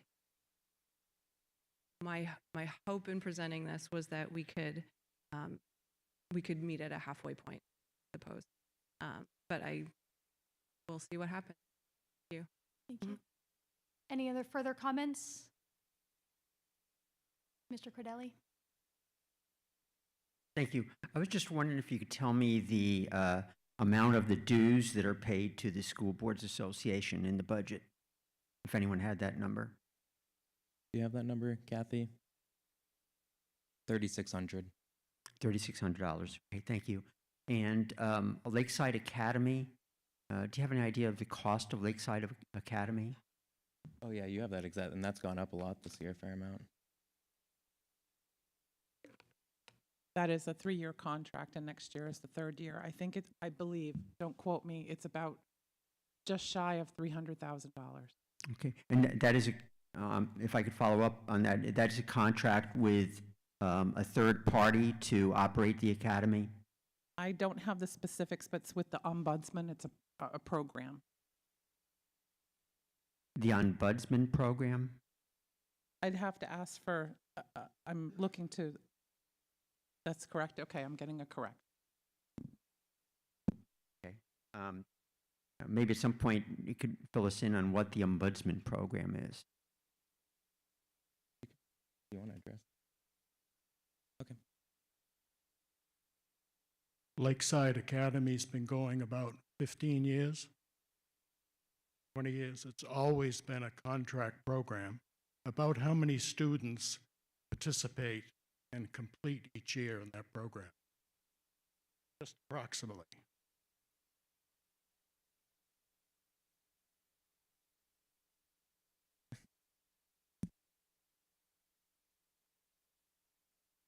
Okay.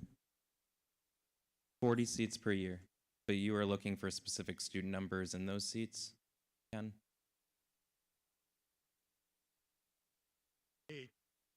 What kind of production and student benefit we receive for $300,000 a year? Just to make sure we have 40 seats for children that are at risk of dropping out, and the numbers can fluctuate. I mean, to my knowledge, it's usually been about 15 to 25, depending on the year. So even if it's 30 children, it's $10,000 a child, which is much cheaper than our basic student costs, correct? Correct. I would also argue it's much better than them flunking out of high school for a societal cost. Exactly. So, but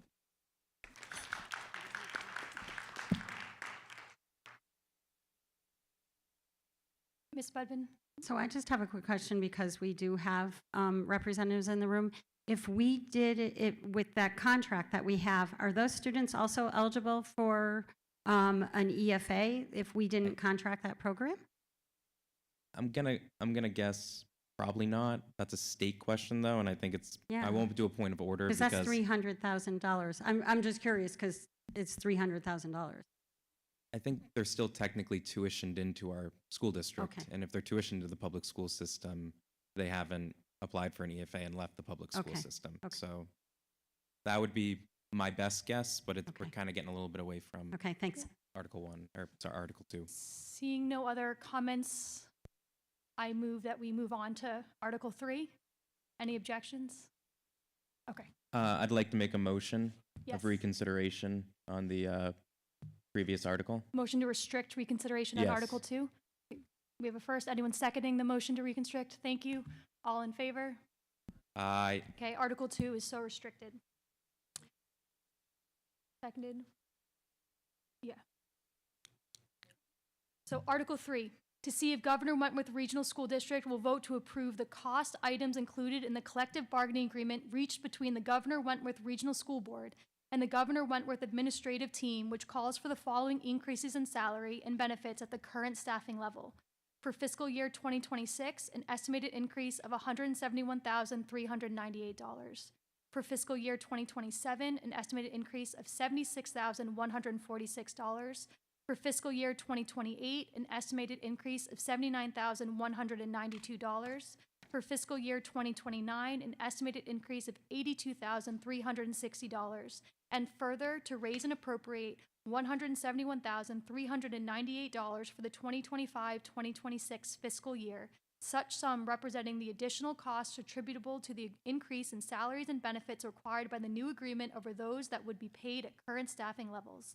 The school board recommends this appropriation 8-0. A majority vote is required, and this article will be addressed by Chair DeShays. Thank you, Madam Moderator. First, just point of clarification, this warrant article can't be amended by the legislative body, correct, Madam Moderator? Oh. Sorry. Point of clarification, this warrant article can't be amended by the legislative body, correct? Because it's prescribed by law? Yes. The attorney says Is yes, that but a I was just, true? yeah. Okay, then yes, Okay. it cannot be amended. I just by want law. so everyone's clear about that. This fall, the district engaged in negotiations for the Governor Wentworth administrative team, we call them GWAT, collective bargaining agreement, which will appear as a warrant article on the upcoming ballot. The GWAT agreement applying to our administrative team has been fully approved by both the board and the association. This 4-year agreement includes a 4% salary increase each year, reflecting our commitment to the leadership and strategic oversight provided by these professionals. Their work is fundamental to the success of our schools, and this agreement ensures that we can continue to attract and retain talented administrators who uphold the excellence of our district. I think a few things I'll add in addition is people will say, where did the 4% number came from? We looked at similar school districts with similar demographics, student populations, about the same number of schools, other cooperatives, some that were single town with a principal, and looked at, what are they paying their administrators? And the administrators negotiating team came in with their numbers, we came in with our numbers, and we kind of agreed upon this is what seems to be the market rate in our state, and especially in the Lakes region, for what administrators should be paying. I think in addition to that, to really stress, the administrators who fall under this collective bargaining agreement are principals or the assistant principals. So it's not the superintendent, it's not our business administrator, it's not our assistant superintendent, it's not that SAU staff. These are the building principals. I believe there's 12 in this bargaining unit. I think additionally, I want to also clarify, you'll notice in the first year that there's a larger increase versus the subsequent years, and that's because the principals were doing DPT services, which means they were doing some mediation with the special education team and the parents. And sometimes you would have an issue where where we'd have to bring in a principal from another school, facilitate that process to make sure there weren't any conflicts of interest. And so rather than having some principals that did 60 or 75% of principal work and then the rest DPT, they were telling us they dedicate their entire day mostly to principal work, and they're trying their hardest to work extra to do that DPT. And that's why in our operating budget, we decided it would be better to hire a DPT person to do that work and to prevent any conflicts, and also make it so then the principal in New Durham wouldn't have to drive all the way to Tuftonboro to deal with a case, or vice versa. That was also burdensome, and we would have to reimburse for the expenses of transportation. So that's kind of the explanation for that kind of initial increase, is to now every building in our school district will have a full-time principal who is dedicated to doing the job, providing the leadership that a principal does. So with that, I will answer any questions. Before I open the floor for discussion, Attorney Archambault, will you please clarify what can or cannot be amended in this article? You could use the mic.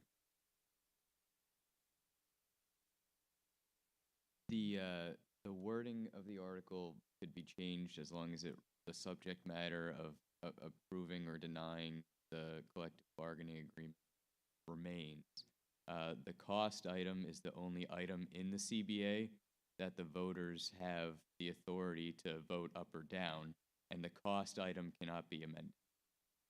So the estimated increases cannot be amended. Correct. Okay. We need a second to open this article. Do we have a second? Thank you. Okay. Any questions or comments on Article 3? Yes, sir. Yes. I just wanted quick, petty point of clarity, Brody. It was not the New Durham principal driving. It was between Tuftonboro and Effingham. That would be quite the haul. Thank you. It was Effingham. You're welcome. Tuftonboro. Thank you. Still. Ms. King? I just want to say, I think the administrator's job is the hardest job in the entire district. And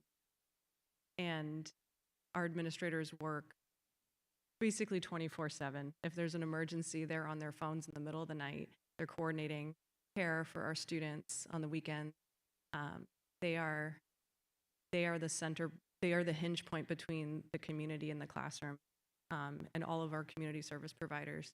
And I just want to say thank you. There's so many administrators here. Thank you so much for your service.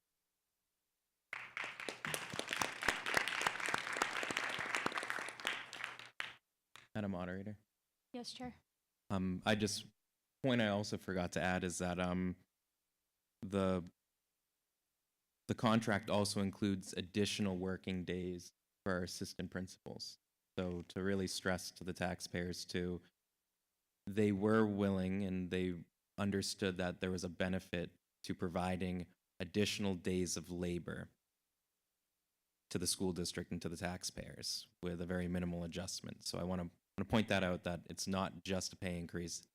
They were willing to give on some points and provide additional services to the residents of our school district and the children. So I want to do justice by them and mention that too.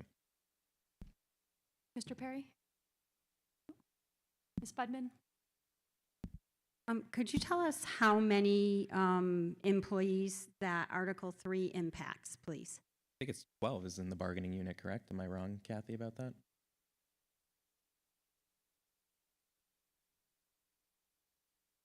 I was off by one. My apologies. So I just want to point out that these are salary increases for 13 people. These are our neighbors. These are our friends. These are our communities. When we talk about the price of eggs and we talk about how much more the increases in the cost of living cost in our community, I just want to point out these funds directly correlate to our neighbors being able to pay their property taxes too. Thank you. The gentleman in the blue jacket, would you like to go? Condon from Wolfboro. I'd just like to know what percentage increase this represents. 13. It's 4% a year for 4 years. 4% a year, with the average inflation rate for 2025 being 0.5%. How can you justify the? They were working under a 3-year contract, making 3% a year adjustment when inflation was at 9%. So when you look long term, they've really lost wages because of inflation. So they've lost wages. We haven't increased their wages. Well, because they had a previous collective bargaining agreement. Once we negotiate, we didn't anticipate COVID and 9% inflation. That was before I was even on the board. They negotiated that contract that the taxpayers I approved. understand that. I'm just, I suppose I'm trying to rectify this with what people actually make and what our increase we're paying this thing. Because I haven't gotten a 9%, or it's certainly not. I won't see a 16% increase for you.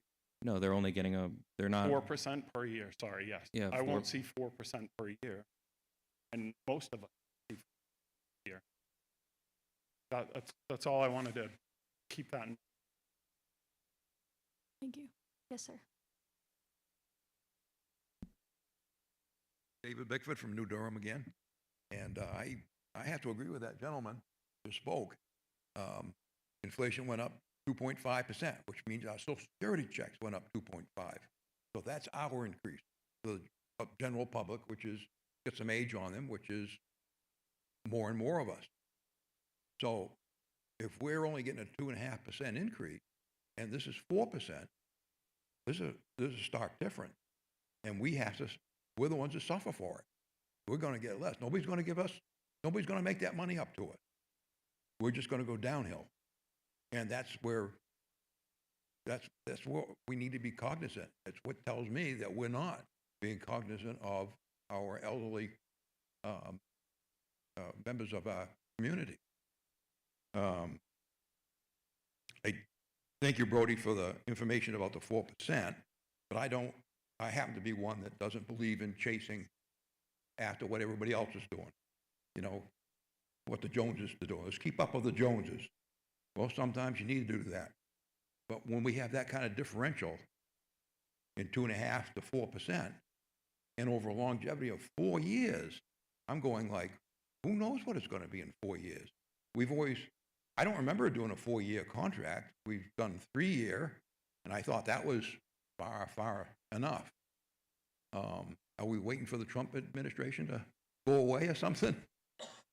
So why go out so far?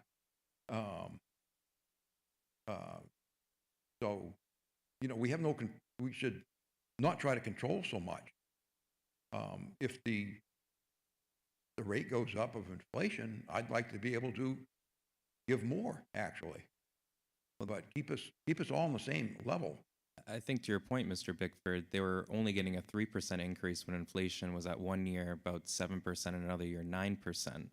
So, you know, I understand why we want to keep it in line with inflation, but if we kept it in line with inflation, then their previous CBA, they would have saw a 3 or 4% the first year, then a 7 and 9%. And I would imagine people would be quite upset. I mean, the goal of having the long-term contract and a small increase of 3 to 4% each year is so then it kind of all evens out with inflation over time and the time value of money. So that's kind of our goal. And so having it more long-term, if inflation in a couple of years is 5 or 6%, the taxpayers stand to benefit. So if it stays at 2 or 3%, then we understand, but they're also catching up from the losses that they had under their previous contract. What you call it losses. I agree to work for somebody for a certain amount of money. It's not a loss. It's what I agreed to. I noticed that many of those salaries are around 100,000. Okay, that's not chump change. It's not. For those of us here in a rural area. So I recommend a shorter period on these things so we can be more responsive to them. I'll tell you, I was in the legislature the last 2 years, and one of the things I heard constantly was there are fewer students and the costs are going higher. And I'll tell you, there's going to be some changes over there. I'm not in there anymore, but there's a group of people in there that are going to make some changes, and I worry that school boards across the state are not hearing what they're saying, because it could be like a bloodbath. But I don't want to sound threatening or anything, but you know, this is one of those things that moves things up, and then we come back here and you've heard a lot of people today. This is the most I've ever heard of people being concerned about these costs that have moved up so high. There was a couple other questions I want. Let me just take a look at my notes here. Mm-hmm. No, not related. Thank you. Thank you. No, thank you for your comments. Two quick questions. Where do we rate in the state of New Hampshire as far as our salaries go for these positions? Where are we ranked? For these, so there is no like official ranking because not every single school district. So a lot of school districts do their principal's letter contract, right? So they're negotiating. They might have a term of that letter contract, and they might do a 1-year term. They might do a 3-year term. But so it's really dependent. Not every principal's full time necessarily. So they might only need to work part time at one school and then part time at another school, and we have to look and combine that number. I would say, based on the numbers that we reviewed for comparable school districts, our administrators were a little bit below, and they're going to be, by the end of this contract, at about the median or maybe slightly above the median. And we've seen a shortage of administrators in this state. So when we've gone out and done hiring committees, we've noticed that we need to be more competitive because there are other school districts that are taking talent that we would either like, you know, in past things. So, you know, we'd like to be able to keep and retain talent. We also wouldn't want to see where they don't have collective bargaining agreements where they can say to the school board, oh, we really like this candidate, but the current CBA they're under, they're guaranteed this much of a pay increase. Can we just give them, you know, a one-time, you know, hiring incentive or a $20,000, you know, more because we really want them? So, you know, we're trying to stay competitive in the market we're in. I do know when it comes to teacher salaries, we rank of about 66. We're at 31. So we try to keep it, you know, we try to keep ourselves competitive, but we try not to be, you know, wasteful, I guess is the best way I could put it, for lack of a better term. Competitive, but not wasteful. Okay. And then my second question is, what is our evaluation of our district? What are we worth? Do you mean like our assessment? Yes, our evaluation. Oh, that's in our I'm just curious what this comes out to per thousand. It would be nice if the taxpayers knew how much per thousand we're paying for this contract per year. I don't know, Kathy, if we'll know that until DRA runs the numbers. Kathy, can you speak into your microphone, please? One of our sheets is the cost distribution, and it's based on all the 6 different towns, so it varies depending on the town. So I don't have that number. Okay. Because it's a cooperative district and it's Because different. when you look at the number and you put it out over the whole district, and that's 6,000 per these 13 employees a year, it's very different than looking at these numbers here. So I just was curious how much it's going to cost each one of us to support our staff. I understand your point. Spreading this across 6 towns and the number of people is a very minimal amount in the tax rate that would Okay. be impacted. Thank you. That's not to say it's chump change. It's to say that it's small, relative.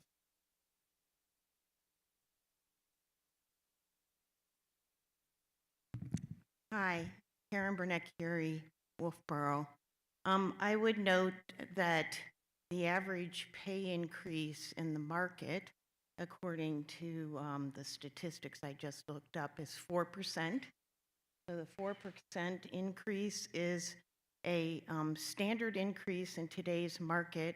In some cases, it's the median, not even the average. So I don't think 4% is out of line at all with the market. It may be out of line with some of us who are older and historically constrained, but I think the other thing to keep in mind is that a 4-year contract allows us stability in knowing our budget over the time period, and we don't have to be rechecking and renegotiating. The time that goes into negotiating contracts is huge, and to think of doing that in shorter spans of times is really inefficient in human time and in professional time and in so many other characteristics. I would also say that a salary of $100,000, if that is in fact what somebody's earning, I dare say many are earning less, would qualify our teachers to receive vouchers under a premise that said you were low income and needed additional financial support in order to give your children choice. So it's a threshold that is considered by our legislature not to be high income at all, but to in fact be a population of need. Thank you. Mr. Perry? Ken Perry, if I'm reading the chart, distribution of school costs correctly, the total value of the real estate in the Governor Wentworth School District is $7,072,276,711. That's I think you $7 meant trillion. 7 trillion? $7 billion. Sorry. I was going to say, I think you meant 7 billion, If yep. we had 7 trillion, your tax rates would be all less than like 5 cents per thousand, and we'd all be a lot wealthier. So, yeah. Yes, ma'am. Thank you. I'm going to, my statement is kind of a state the obvious to a lot of people.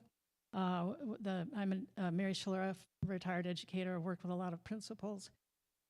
I hope we focus on the fact that these are human beings, and they work with your children who are human beings, and it's not a science per se. There's an art to this. You can call them a principal, which is one way I learned how to spell it.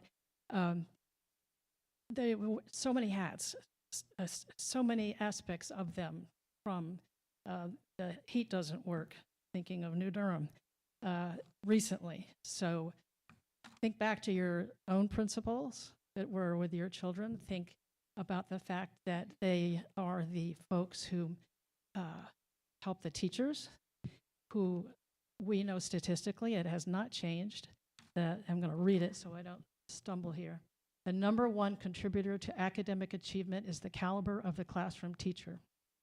Now, you could blow that out any way you want, but it's the principal that keeps the school together. Well, actually, it's the school secretary, but anyway. I think it needs saying, yes. You know, my dad would say you get what you pay for, but I've been to every single school, elementary school, middle, high school, more than once, I've been to the programs. I encourage everyone to attend when you can. Of course, let people know you're coming in. The value is immeasurable. I don't know how, you put dollar amounts on it. It's, I just encourage you to go see what your money's paying for. Thank you. Mr. Cordelli? Oh, Follow up with that comment, I'd say sometimes you get what you pay for. yes, ma'am. Beth Scheckler, school board rep for New Durham. I just wanted to sort of echo Mary's comment and to say to you that these principals that are part of this particular unit were also like just so responsible in the way that they presented their budgets for their buildings this year. They agonized over decisions about how to keep the tax burden low, and having quality leadership like that creates environments of positivity in all of our buildings is invaluable. So I know sometimes that word administrator makes all of our hackles go up, and you think, foreign party, some suit or something. These are the men and women that are leading our schools in this district, and we're very fortunate to have them. Okay, seeing no other comments, I move to end discussion. There first. Second. Thanks, Scott. All in favor? All against? All right, we will move on to Article 4. A motion to restrict reconsideration is heard. First, seconded. All in favor? All against? All right, Article 3 is restricted. Okay. Article 4, shall the Governor Wentworth Regional School District, if Article 3 is defeated, authorize the governing body to call one special meeting at its option to address Article 3 cost items only. The school board recommends this article 8-0. A majority vote is required. This will be spoken to by Chair DeShays.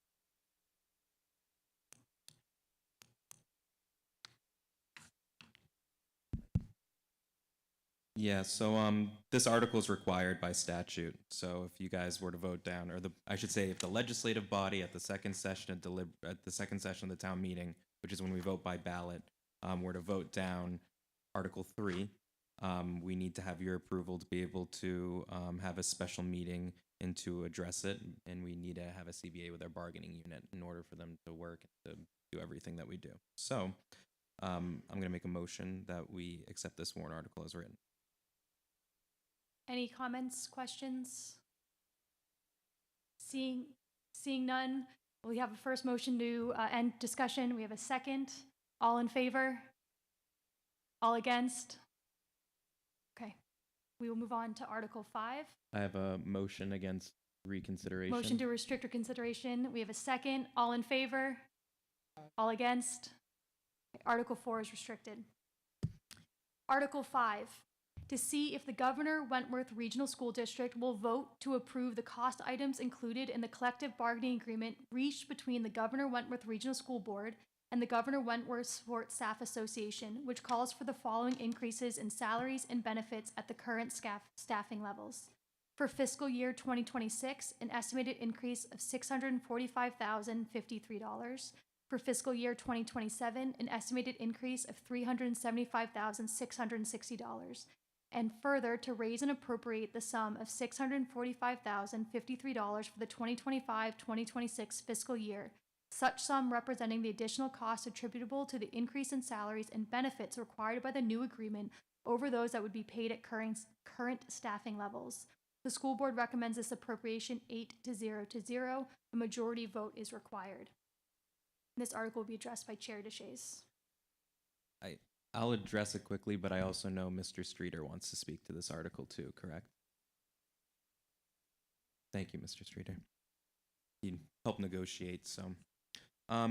This fall, the district engaged in negotiations for the Governor Wentworth Support Staff Association, acronym GWSA, collective bargaining agreement, which will appear on the warrant article on the upcoming ballot. This agreement represents food service workers, paraprofessionals, custodians, secretaries, and bus drivers, staff who are essential to daily operations of our schools and in creating a supportive learning environment for our students. The agreement outlines an estimated estimated increase of $645,053 for the 2025-2026 school year and $375,660 for the 2026-2027 fiscal year. For the upcoming fiscal year, the warrant article includes raising and appropriating $645,053, representing the additional costs attributable to the increases in salaries and benefits required by this agreement over current staffing levels. The district remains committed to achieving a fair and balanced agreement that recognizes the invaluable contributions of our support staff while being fiscally responsible. These dedicated individuals play a vital role in the success of our schools, and this agreement ensures that we can continue to support and retain the people who make our schools thrive every day. I think the only other comment I want to make is when we negotiated this warrant article, we knew that something had to give. Our support staff were not making nearly enough for the jobs that they were doing in the school district. We had starting support staff making less than the average fast food worker in this state. We had folks with certification and college degrees that were required for their jobs making less than starting jobs that you could just find in any newspaper, on a bulletin, in LinkedIn, that didn't require any education requirements, that were just laboring jobs. Nothing against those jobs, but when you have to invest in yourself and your certification and get a college degree and take on debt to do a job, the amount you're paid should be just, and it should be fair investment to the employee and also fair investment to the taxpayers, and ultimately with the goal of taking care of our students in our school district. We also worked to make sure that in this when we negotiated, it wasn't just everyone gets a pay raise. We wanted to bring up the bottom, right? Where the real problem was at those starting wages. So we, for the first time in years, have an actual wage scale that employees progress upon. So then, based on the amount of experience they have and their tenure, that they can be paid, and also to make that adjustment so then people who are starting for those very small wages, that they were starting at a higher place than we've historically had, to address labor shortages. And I think even we've seen the number of open positions in our district have decreased with the ability to try to be flexible and repackage them, but we're hopeful that positions that fall under this CBA, we will be able to consistently fill them because they represent the needs of students in our school district, and many of them are mandated, that we have those to address mandated services we have to provide. But Mr. Streeter was very influential and integral to negotiating this contract as a retired staff member, so he would like to speak to it, and I'd love to hear your thoughts. One of the reasons that I joined the board 6 years ago was thinking about retiring here, living here, and be able to afford the taxes and all this stuff. And I tell you, when we negotiated the first 3 years with the support staff, we were in the middle of, or we were starting COVID-19. And the support staff was thinking, just like I was, that we need to, there's somebody else in the room, figuratively, and that was taxpayers' thoughts of the taxpayer. And so we went through the whole contract with the support staff, and wages were and benefits were part of that agreement. And I'm telling you, this is not where we cut. This is more than fair to the taxpayer, these figures right here, because they're wonderful, wonderful people that come in here every day with a smile on their face. And if they're not smiling when they come in, they're smiling when they see the first 10 students. And so we worked very hard to try to come up with, you talk about disparity in wages. $18 an hour for a cashier at C.M. Brown. $18 at McDonald's starting pay, $19 if you had experience. And I know that for 13 years, I never got out of $13 an hour pay scale. But I didn't mind because it was a supplement to my income, a supplement to my retirement. Even though I was a school employee, I was not double dipping. According to the retirement system, you cannot belong to a union house. You can't work in a union job through the state of New Hampshire retirement system. Or a lot of people were double dipping, but they closed the gate on that.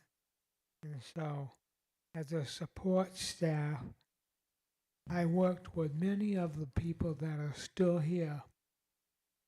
And I know that they come in and they're efficient, they work hard, and same thing, they put in extra time without the pay because they were restricted on the amount of hours they worked. So I hope you vote in support of Article 5. It's very important. Their raises did not cover the cost of living increase each year. So this is just trying to, and still this doesn't catch up with that, but it's a start. And I know people are looking at the amount, but believe me, support staff have saved many, many, many hundreds of dollars just by being here, satisfying the students, the administration, and working with other teachers to make everything work in this school district. So please support Article 5. Thank you very much.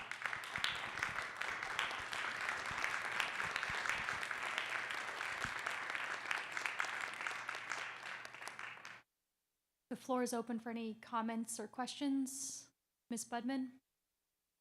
Same question I had last time. How many employees does this affect? 144 of our wonderful neighbors. 144 of our neighbors. Okay, and then my next question is, currently without this contract, what is our lowest paid bus driver being paid currently? Could you pull that number, Kathy?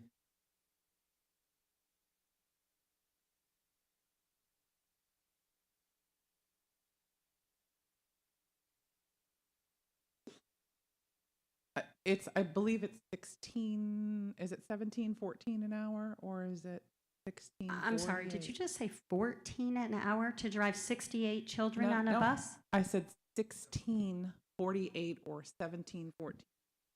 Yeah. An hour. $17 an hour to get a CDL training and to drive, yes. $16 an hour to drive 68 of our children on a bus? And this contract would adjust it up to what amount the first year? It's a good question. It's a tough question to grapple with because the starting wage adjustment is a lot more than the top end of the scale adjustment. Okay. So the total amount more that the CBA will cost is 10%. But those at the bottom end, there are some that are seeing an increase in their wage percentage of, 25, 30% because they were making. Which still has them under $20 an hour. Actually, I have the table right about here. You have the table? Okay. I have the table great. right here. So under this new CBA, if it is passed, the bus driver for next year with 1 year experience would be making $20.85. If they are 2 years in experience, they'd be placed at $21.35. If they had 3 years experience, they would have $21.85 per hour, as well as if they're 4 years of experience, it'd be $22.35 per hour. So at 4 years of experience, they're at $22 an hour.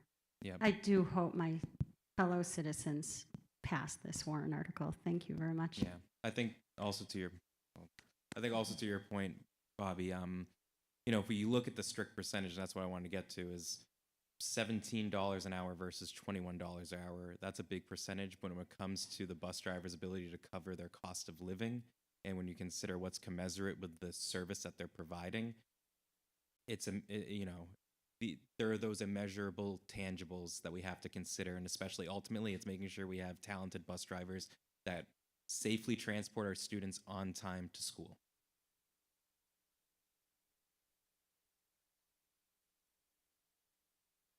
I also welcome this massively, and it goes back to what I was maybe not making the point as well as I might have done earlier, that the total amount of funds is huge, but where it goes is where my concerns are. We have to pay our staff well. That gives us the outcomes that we need for our students. Moving money to those areas is where we're going to get the most gains for our children. And it seems to me, again, surprising that there was no pay scale in place up recently. There was a pay scale, it just wasn't like a wage scale. It wasn't a step and track. Okay. It was like everyone got the same dollar amount, and then there was based on your position, but it didn't matter how much experience you had. So I take that point, but so we're not really rewarding people and we're not encouraging people to stay, and we're not saying, okay, if you do better, you get more. I'm slightly getting sidetracked, but the point being that if we've had all this budget historically that we're now just edging up every year, where we weren't paying our staff well, where was that money going previously, and why isn't it just shifting, paying our staff better rather than increasing our tax burden? Because it seems to me that wasn't based on paying our staff well. So are there not areas where we could have cut so that we could fund this without an addition? Because clearly this is where the money needs to go. Well, so that's a great question. It's a good question. I think I think the best way to put it. I appreciate not something that maybe you'll be able to answer, but it seems to me that this cash needs to go into this area. Could we have not funneled it somewhere else that obviously was being, I don't know, not really being used forward the education? To speak to I don't want to speak to Article 2, but the majority of the increase in Article 2 was insurance and labor that's tied to the collective bargaining agreement for the teachers. So the majority of our increase is going towards their current agreement, and next year we'll be negotiating an agreement with the teachers to again update what their CBA says. So while you're not voting on the teachers' salaries this year, they're reflected in our operating budget. I think that is really best to give tax. And my apologies if I didn't stress that enough when we discussed Article 2, but that is the majority of our costs out in special education. I think when we're discussing any budget increase, if we're showing that we're moving money and adding a little bit more so that the people that actually make the difference to outcomes are the ones where the money is going, then the support for that may well be coming than. Michelle, would you mind taking one step closer to the microphone? We didn't hear your last couple sentences. I apologize. Sorry, I just saying that if you highlight where the increase in money is going to specifically increase the outcomes and better the outcomes, and that's not just test results, although I have mentioned that, but just the overall school experience of students, that will garner more support from taxpayers, I believe, than highlighting just overall income. And if you show them that you've been really responsible in shifting that money, moving it from somewhere that wasn't really giving us the most gains to something that it's absolutely shown to increase outcomes for students, that is going to get you so much more support than just an uncomfortable number of a tax increase. No, I hear, and to clarify too, not to speak to, well, I kind of will, but it's tangential. 85% of our proposed 26 budget goes towards employee expenses. So paying employees or making sure they're compensated. So just to Sorry, yeah, I shouldn't not go back to Article 2, I think the general comment is maybe rephrasing how things are shared next year. Are there any other comments currently on Article 5? Yes, ma'am. Good morning. My name is Brittany McGuire. I am from Wolfboro. I'm also a teacher here in Governor Wentworth and a parent. I just want to urge everyone to support this warrant article. The support staff who are covered by this CBA, they work with some of our neediest, most vulnerable populations in so many different capacities. They are serving food to our kids. They're cleaning the schools, driving the buses. They're working with them one-on-one. They are seeing small groups of interventions. They run our student support centers. Because we have such a substitute shortage, they are constantly being pulled to cover for people all over the building. And they do it with a smile and such a professional attitude and work ethic.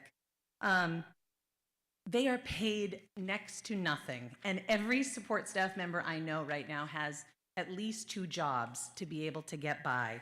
I've worked for 16 years in this district, and in that time, I have had the privilege of working with a lot of different support staff members in a lot of different capacities, and they all are hardworking, dedicated to our students, and they deserve this and so, so much more. So I hope people will support Article 5.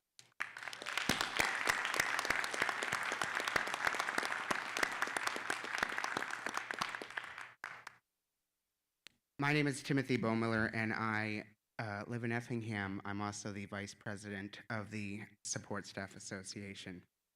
And we want to thank the board for all of their efforts in coming to these numbers. You guys always reflected the thought of the taxpayer, and we were sitting there reflecting the employees. So just as a thought for the townspeople, currently, a lot of our support staff members make anywhere from $14,000 to $22,000 a year. Currently. Could you live off of that? Rents in this area are going from anywhere from $1,500 to $2,500 a month. So we urge you to please support that figure there.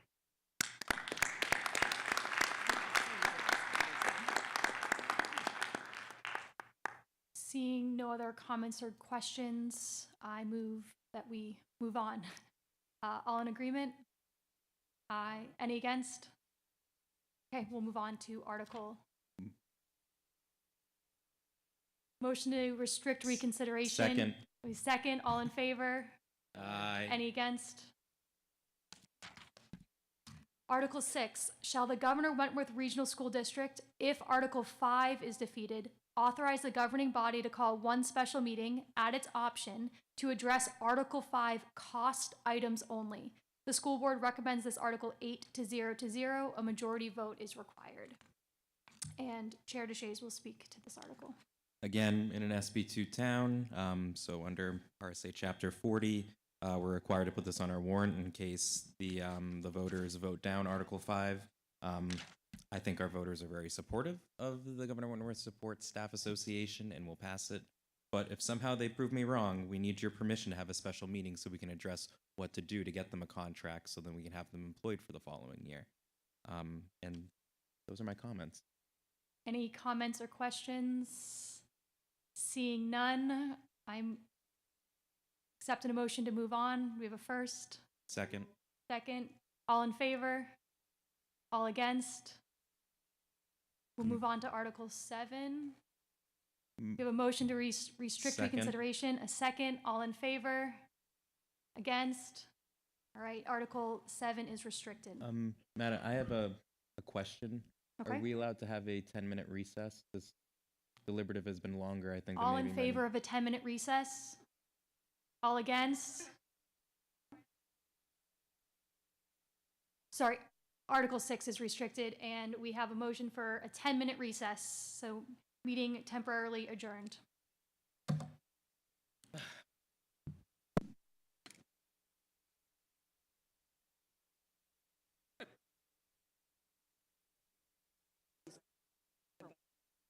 Building and maintenance. Yeah.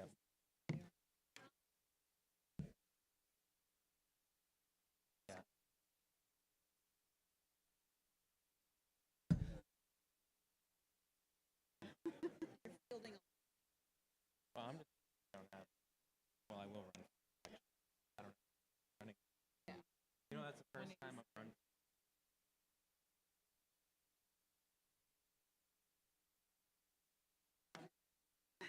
You're right.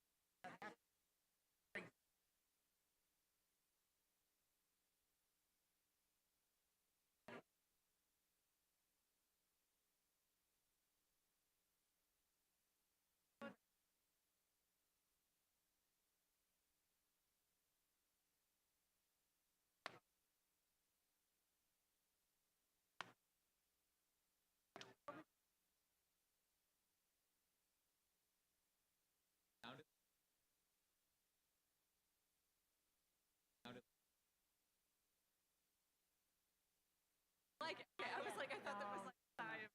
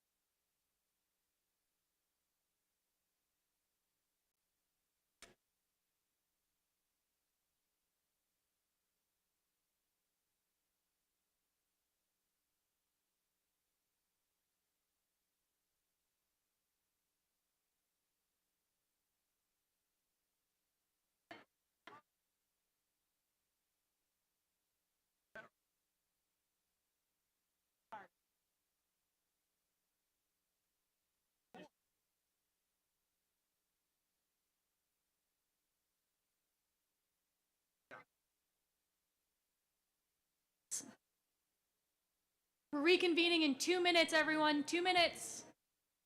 I know. I have my water bottle fixed. Nope. No.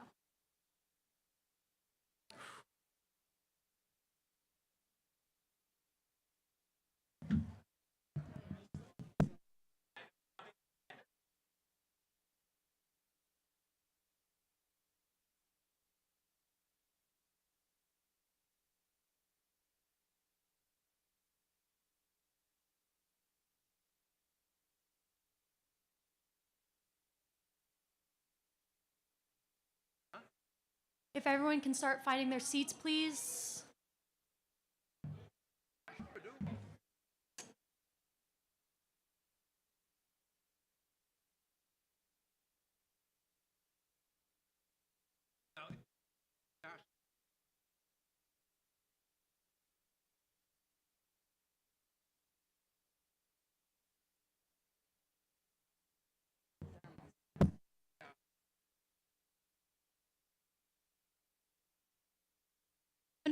Find your seats, please.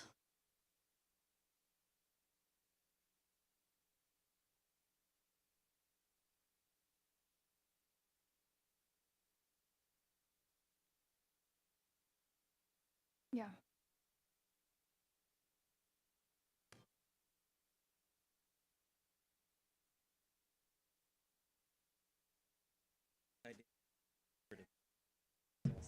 Okay, the 2025 Governor Wentworth Regional School District meeting will return to session. And I will start by reading Article 7. To see if the Governor Wentworth Regional School District will vote to raise and appropriate up to the sum of $150,000 to be added to the Maintenance Capital Reserve Fund previously established to maintain and repair schools, and furthermore to name the school board as agents to expend. This sum to come from the June 30th, 2025 fund balance available for transfer on July 1st, 2025. No amount to be raised from new taxation. The school board recommends this appropriation 8-0. Majority vote is required. And Jim Pittman will address this article. Thank you, Madam Moderator.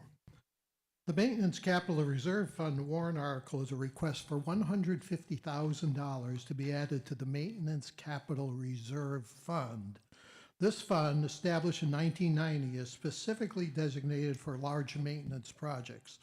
Unlike the operating budget, the funds in this account carry over from year to year, if not used. As our district's facilities age, necessary maintenance projects are becoming increasingly costly. This fund serves as a long-term planning tool to prevent large expenses from overwhelming the annual operating budget. Proactively planning for these expenses helps ensure the longevity of our facilities while minimizing financial strain on the district. I'll mention the current balance of the Capital Reserve Fund is $187,930.08. I'll also mention there are two warrant articles here. I'd just like to differentiate between the two because they're both for $150,000. This is basically a savings account for maintenance projects. The next warrant article will be what typically we ask for ongoing maintenance based on what we experience year to year. And usually those funds are expended. Again, as this indicates, buildings are getting older, maintenance costs are going up, and our professional companies who assess large expenditure items such as our HVAC systems and so on suggest that we're going to have some big unanticipated costs coming up. So that's that. We'll open it up for questions. Any questions or comments? Ms. Budman?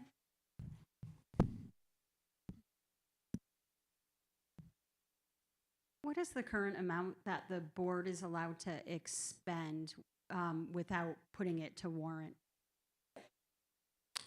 I don't know the answer to that question.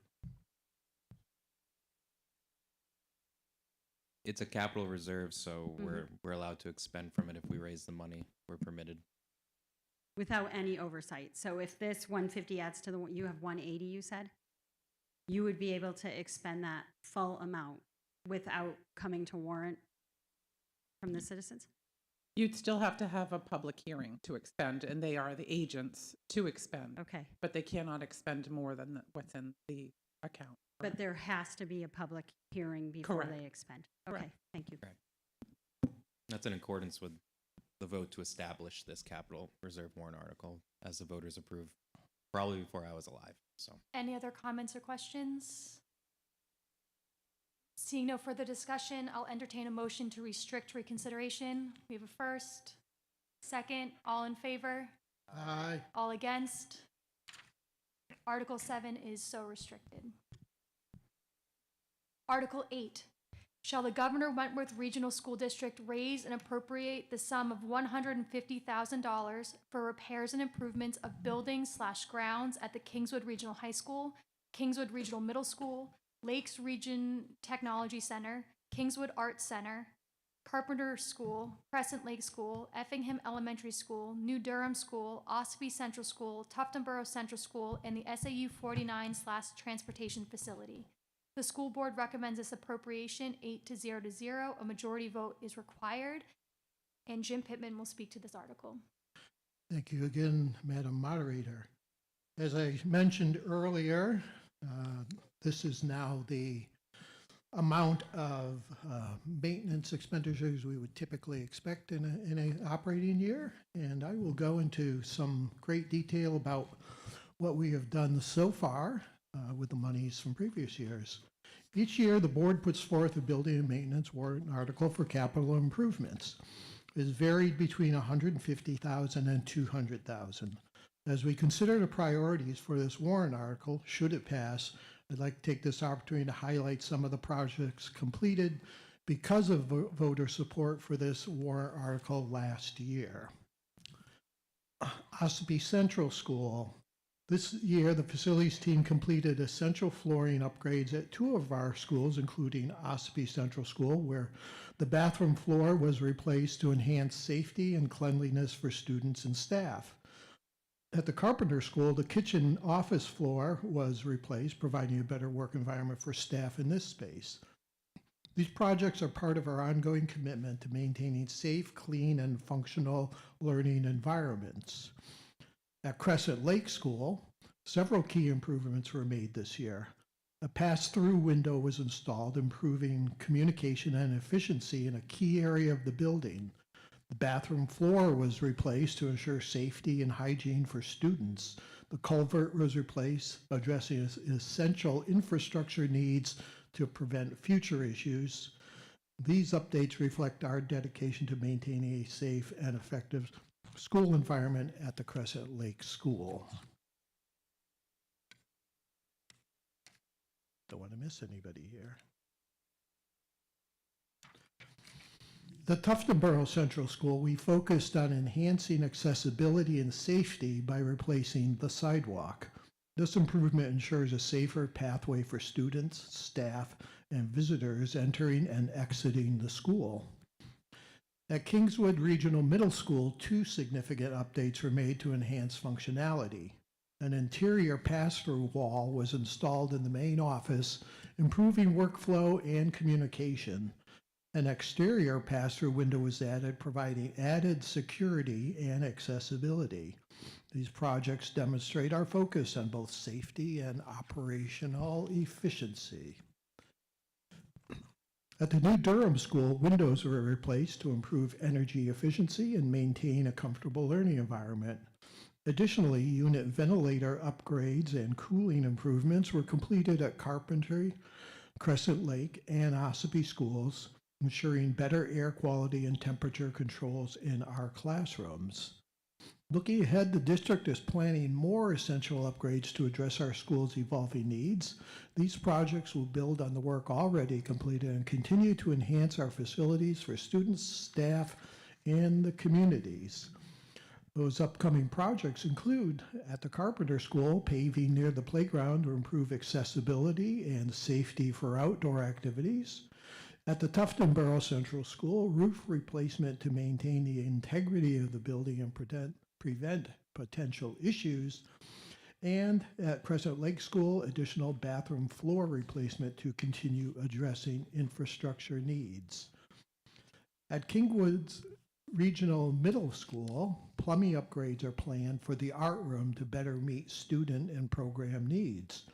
At the high school and the Arts Center, handicap pad replacement will improve accessibility for all visitors and students. At the Carpenter School, an elevator upgrade is planned to ensure accessibility and functionality for years to come. And for transportation, paving of the back parking lot will enhance safety and efficiency for bus and vehicle traffic. Thank you. These projects would not be possible without the dedicated efforts of our facilities and maintenance team who work tirelessly to ensure our schools remain safe, functional, and welcoming to all. We can take any comments or questions at this time. Comments or questions? Seeing none, I will entertain a motion to restrict reconsideration. We have a first, second, all in favor? Aye. All against? Article 8 will be restricted. Thank you. Article 9. Shall the Governor Wentworth Regional School District raise and appropriate $250,000 to provide funding for free meals to all students within the newly eligible income brackets? This vote would allow the increase of eligibility for free school meals for students within the district by aligning the income thresholds with the following federal poverty level option: 300% of the federal poverty rate, significantly broadening eligibility and ensuring free school meals for students from households earning up to 3 times the federal poverty rate. This funding would support providing free meals to all students within the newly eligible income brackets, ensuring equitable access to nutrition for academic success and well-being. The school board recommends this appropriation 8-0, and a majority vote is required. Mary Schiller will address this article. Thank you, and it's my pleasure to do so. This article asks the district to raise and appropriate $250,000 to broaden the income threshold for free meal eligibility to 300% of the federal poverty level. In practical terms, this would ensure free school meals for students from households earning up to 3 times the federal poverty rate. Why is this important? Because we know there's a clear need in our district. During the pandemic, when free meals were universally available to all students, we served 3 times the number of meals we're serving now. That shows us that families who don't currently qualify for free or reduced price meals under the existing guidelines still rely on these meals to help their children succeed. We've heard from families who fall into this gap. They make just over the current eligibility limit, but still struggle to afford essentials like school meals. Raising the income threshold to 300% of the poverty level will help fill this gap and ensure more students have access to the nutrition they need for academic success and well-being. This isn't just about meals. It's about leveling the playing field for all students. Research shows that access to nutritious food directly impacts academic performance, behavior, and mental health. By supporting this article, we are making an investment in our students' futures and ensuring that no child in our school has to worry about going hungry during the school day.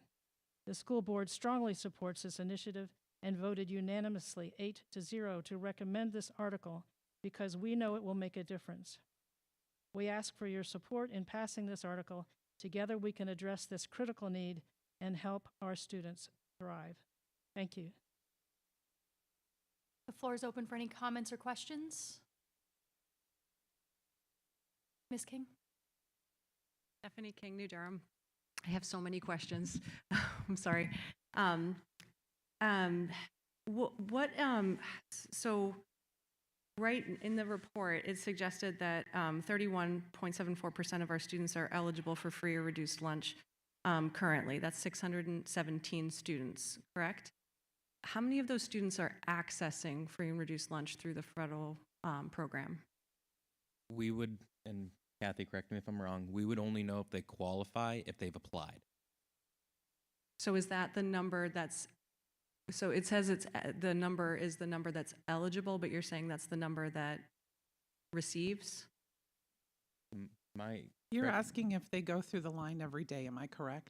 No. I'm asking, in the report, it says 31.74% of our students are eligible for free and reduced lunch. Yeah. Is that the number of students that have the families that have filled out the application and have been approved to receive free and reduced lunch? That's correct. That would be based on the percentages, based on the number of students enrolled at the school, and then those, so that's where the calculation is. Okay, so those are that's the percentage of students that are enrolled in the free and reduced lunch program. Okay, thank you. So if this is passed, how many more students of the 1328 that are left would potentially be eligible? Yeah. Are you with that? Yeah, go right ahead. We did our best, and a lot of this is first time work. The information that we were able to glean was not enough to know how many people this will reach, putting it right out there. When parents apply for the free and reduced, using the free and reduced application, they state what their income is, and they're given a guideline right in that packet as to if their household number is 1, 2, 3, 4, 5, 6, if they meet that requirement for whether it be annual, biweekly, or monthly income. And then there's also the reduced and the free, so they know what they are possibly able to be eligible for. It's those people that are above and beyond that threshold, that dollar threshold, that don't apply. We don't have information to know where the rest of the community falls if they're not in those guidelines, in that grid, if you'll call it, of annual income. So we're doing our best using the number of meals that were provided during COVID, where it was universally free, and applying that to say we have an estimate as to what we think our exposure could be if we're opening it up to 300% of the poverty level, to find out. So we truly don't know how many parents, how many students will be eligible at the $300 level. Okay, so it's somewhat of a shot in the dark. But using the information we had on the student or the count from during COVID when it was universally free to know that. So just a personal share, my students were so happy to get free lunch at school. I would qualify, my family would qualify for this, but I don't need it. I'm paying for my students' lunches right now, and I can pay for them. I can continue to pay for them. So that's just a personal share. How much of the total, so I know there's a policy to get money from students that are not paying. Every student eats no matter what. But for the students that are walking through the line that don't have free and reduced lunch, that are getting a meal, there's a charge on the account. If that charge is not paid, who picks it up on the other end? I can answer, but you're. Yep. The general fund. So food service cannot have debt once the year is over. That's a regulation. So the district, the operating budget takes on that debt, and that debt is absorbed by the operating budget. And how if much it's of, not collected. Thank you. And how much of the general fund last year was used to cover unpaid meal balances? I think I had given Mary Schillerriff that number. $15,000. $15,000. It's doubled up from 2018 when it was $7,000. Okay, so the taxpayers already absorbed $15,000 of school lunch, unpaid school lunches. I'm going to defer to Kathy. That's correct. Correct. And so the proposal's for 250. Okay. How exactly would this be administered? Because to do the free and reduced lunch application requires, I've done it. There's a lot of detail that goes into that. How exactly will the district be doing this? That will be a work in progress. We've already had a meeting with the Bureau of Nutrition Director, Kelly Rambo, myself, Caroline Arakelian, and going forward, once March, when the vote is taken, if it passes, we'll be putting things together. I've got things in my mind, but we've already had that communication with the Bureau of Nutrition to start talking about preliminary things. So it's not set in gold. It's something we'll have to continue to work on, and there will be a lot of educating and reaching out to parents, because the biggest takeaway is parents still have to fill out the free and reduced application. That's not going away, and that can't be jumped over, because obviously that is dependent, the percentages is dependent on a lot of our revenue adequacy, E-rate, a lot of other programs. So that is still necessary, and that's not going away, and that's a must. So what is the incentive for parents to go through the burdensome process of applying if this article is passed? A free meal for their children. But they're going to get it anyway, so why would I fill They out won't the get it. paperwork? They have to fill, if I may, Kathy, they have to fill out a form to access the federal program. And they're going to have to fill out a form to access the federal program, so then we know their income. And then they'll have to fill out probably a second form from our school district, so then we know where their income falls if they don't qualify for the federal. So you'll kind of have you'll have to have two forms that the families will have to fill out. So, and the reason for that is because the meals are reimbursed at different rates depending on the family's income. So if your child falls into what is a free meal, that's reimbursed at a different federal rate than the reduced price meal. And then the cost meal, believe it or not, the meals that parents pay for fully is also reimbursed by the federal government. Those are revenues. So we keep track of all those meals and where they fall, and the way that we know how they fall, whether or not they're free, reduced, or what we would call cost reimbursement, that we need to know the income, at least for the reduced and the free. Now, if we're going to expand it to know which students are outside of the free and reduced meal program, we'd have to have some kind of income verification so we know that they're at 300% the federal poverty or less. And I also there's these reporting requirements. So if a parent like yourself doesn't feel like they need it, there's no requirement for you to be a part of the program. It's up to the parent's choice. It's their prerogative. We've heard a lot of feedback when we did our strategic planning. Access to nutrition and the free meals being provided during COVID was a huge benefit to families, especially those that are maybe not quite up at the 300% of the federal poverty level, but closer down, who we call it the benefits cliff, right? Where all of a sudden you're qualifying at 185%, maybe you're at 180% of the federal poverty level. All of a sudden, you have get a pay increase, or a second person in your household gets a job, and all of a sudden you're at 250% of the federal poverty level. Now, just because you've gotten more income, you no longer Brody, have that I've benefit. been within $50 of the limit and didn't qualify. I understand how that works. Okay, I'm just trying to Um, explain for the taxpayers Yep. so they understand. No, so what you seem to be saying is that in order for this to go, and it's not in the article, but you're saying that every parent that makes up to 300% would have to fill out the free and reduced lunch form first? I would say, yeah, that would be my understanding, to make sure, because we'd have to verify that they don't qualify for the federal program. We still have those stipulations with the National School Lunch that's- yeah, Program. That and can't change.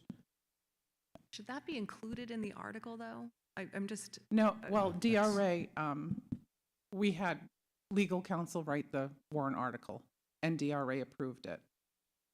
That doesn't mean it can't be amended, though. No. So No, if you'd but like I- to add an amendment, that's Yeah.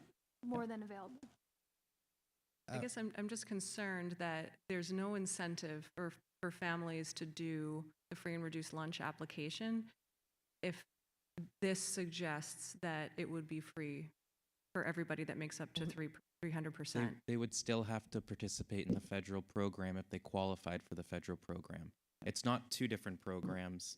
It's conjoining a local district appropriation on top of the federal program so we can expand it. I understand that, but the way the article is written that's not clear. Is there an amendment you'd like to propose? Oh, I wish I did, but I am still so confused. I'm sorry, I'm still receiving information.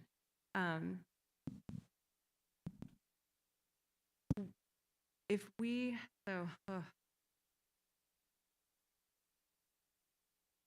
am I correct? It costs a person who is paying for lunch, if they're receiving breakfast and lunch, approximately $5 a day, correct? It's less than that. It's but like about $3.50 plus $1.50. Yeah. About $5 a day. Mm-hmm. And so I'm wondering,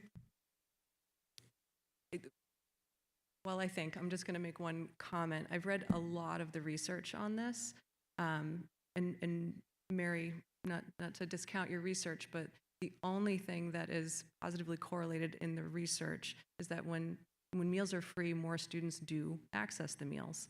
That is the only thing that actually increases is access to meals. More people do get meals. It doesn't have any other correlations with any other outcome in the school environment in the research, in the body of literature. But the research is inconclusive in that. The only thing it's conclusive about is if you offer a kid a free meal, they're going to take a free meal. If I may, Madam Moderator. Ms. Schiller. In order to access the free meal, you have to attend school. You're there.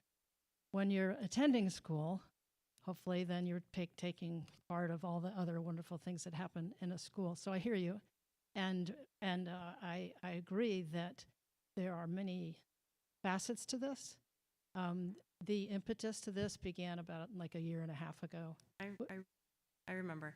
But what I'd like to elaborate, if I may, and for the public, the information that we've garnered is not just our idea, but information from parents a parent just recently shared with me their support of this because of all the many things that you can imagine. I won't say them. We had a student input, the New Durham, I think we were at that school.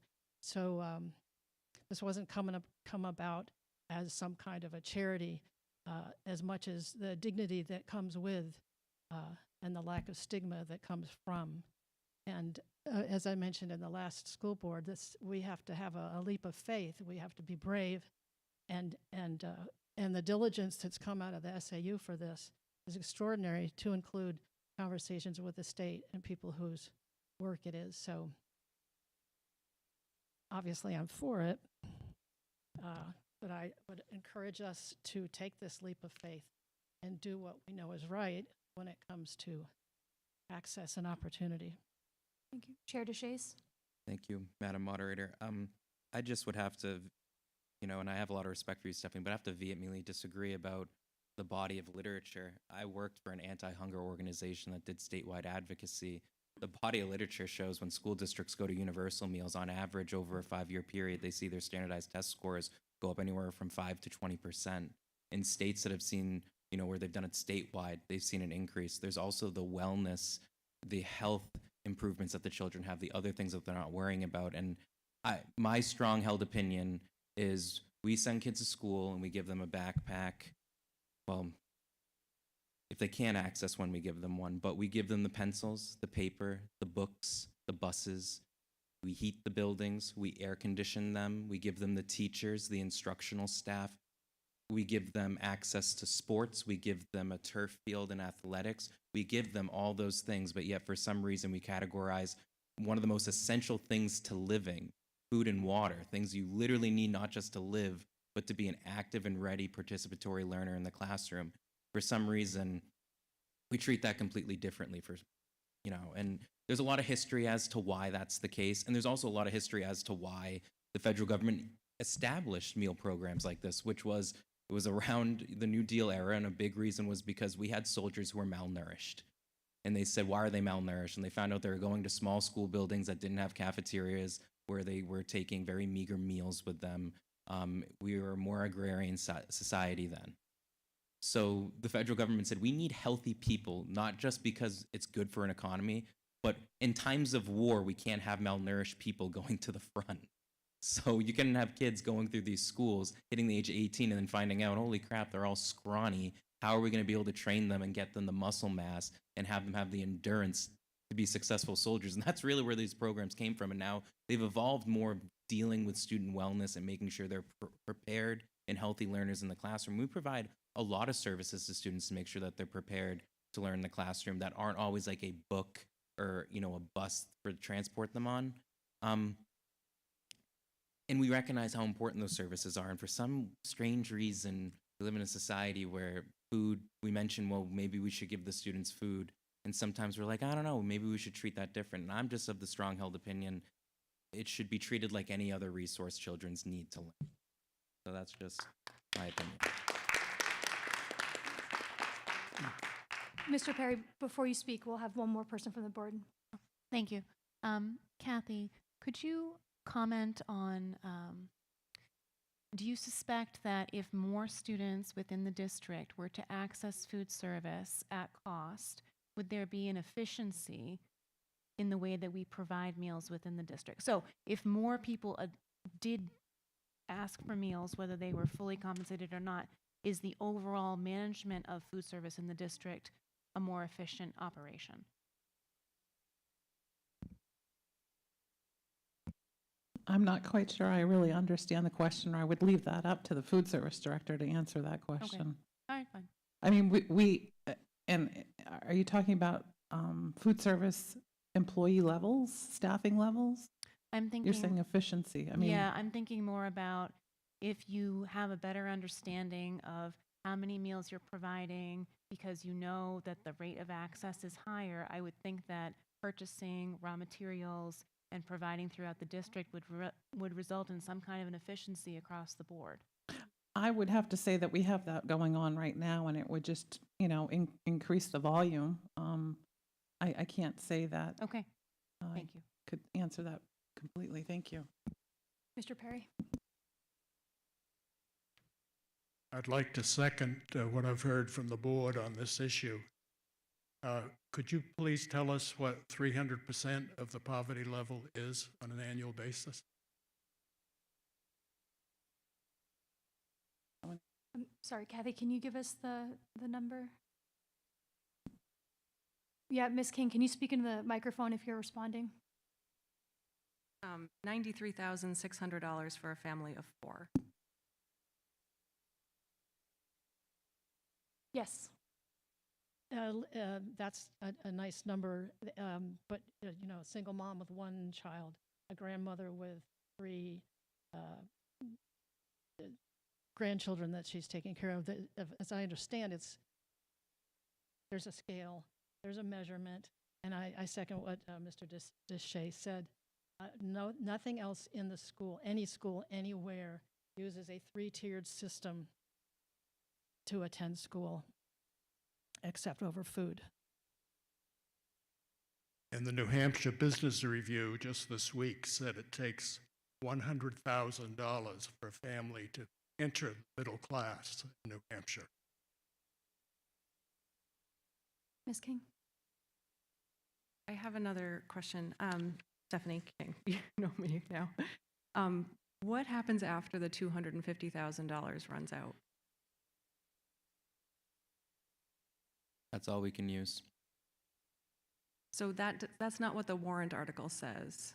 That's how warrant articles work.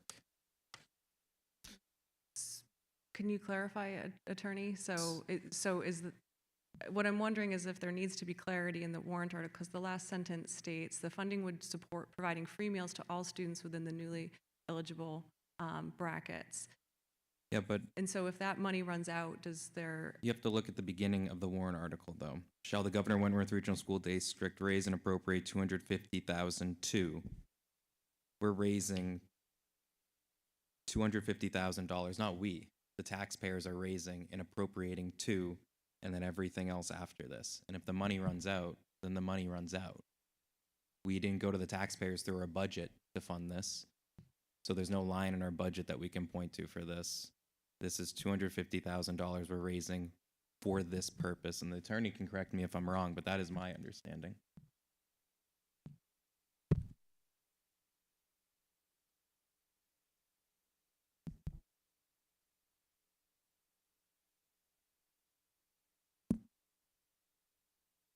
I mean, what I will say is that it's not my function here to propose any sort of amendment to the article. I think it's clearly written, if you're asking my opinion on that. I mean, our firm wrote it. So it's my opinion that the warrant article is clear, but it's not my function to propose an amendment to any warrant article. I'm not suggesting a proposal.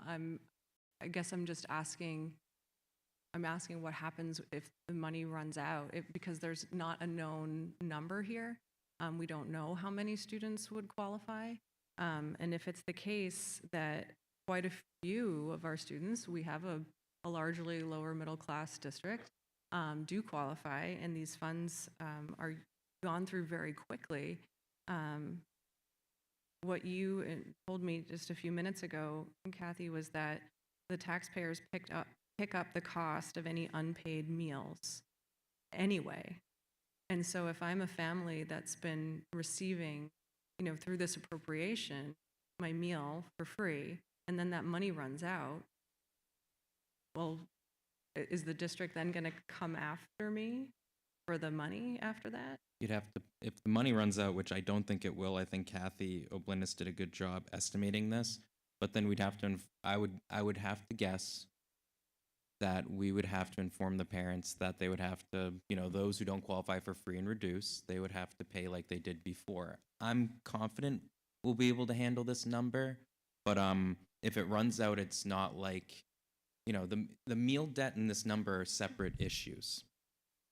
The meal debt, while they're related, they're separate issues, because the meal debt exists whether or not this number happens, and we have to make sure that our meals program, that there is no debt at the end of the year. That is a federal requirement. So whether or not there's 250,000 or there is, if we have meal debt at the end of the year, we have to go get general funds and put it there, or else the federal government will get very mad. So we have to make sure that happens. So the $250,000 that we're asking to be raised and appropriated by the public body, the legislative body, the voters, is for providing food to children up to and including 300% of the federal poverty rate families. So there's a schedule that the federal government has for the 48 contiguous states based on if you're a two-member family all the way up to, I think it maxes out at 8, and then it has a specific flat number for every additional family member after that. And so we're asking the taxpayers to raise $250,000 so we can expand access to food as a supplement on top of the federal program.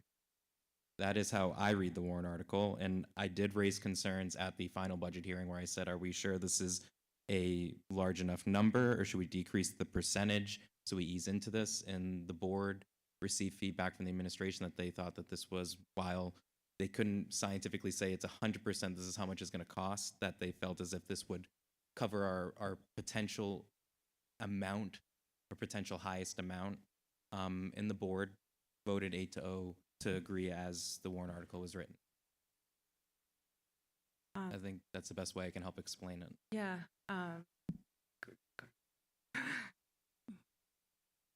I'm Kelly Colby CV. I am a Wolfboro voter and have been a property owner since 1987. I am also the principal of New Durham School. I have a comment and then a question.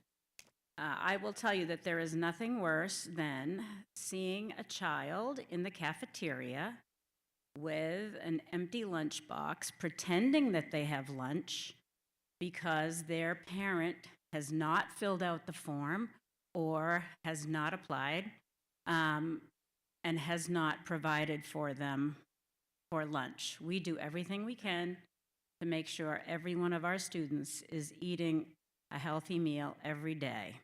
In New Durham, I was lucky enough to have a couple of gentlemen come up to me after our fall election and gave me their phone numbers and told me I could call them if I had students who had food balances. And I did call them at Christmas time. They gave me $300 to help several students with their lunch accounts.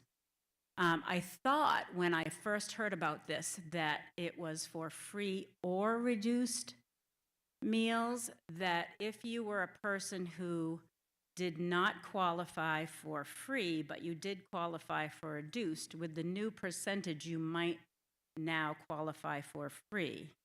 Or if you didn't qualify initially, you might qualify for reduced.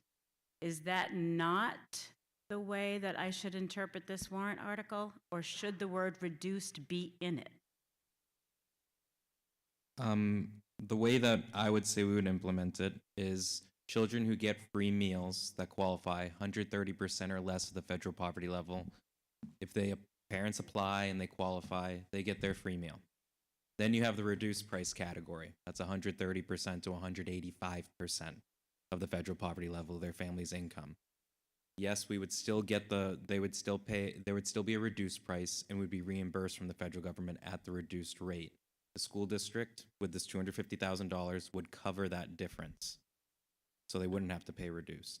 Then you'd have the kids 185% or higher, so 185% to 300%. That's the cost meal is what we call it. So we set if you want to attend our Brookfield school board meeting, it's very usually lightly attended, but that's where we set the price of school meals each year. It's required by the USDA that we set the price of the meals, and it's very stringent how we set that price. It can't be more than the last one. It has to reflect what our costs are, et cetera. And so those kids that fall between for that cost meal, there's still a federal reimbursement for that cost meal, but the school district would cover the price of that cost meal for those students up to 300% of the federal poverty level, and including 300%. And then every student that's 301% of the federal poverty level and beyond, they would still have to pay for their meals. Does that make sense? That's a lot of percentages and a lot of numbers I just threw out there. Ms. Budman? So I didn't want to get up and talk on this one because it's personal. I was that child sitting in school without lunch. And the fact that we're here, 40 years later, still having these discussions about leaving children. These are our kids. What are we doing, Stephanie?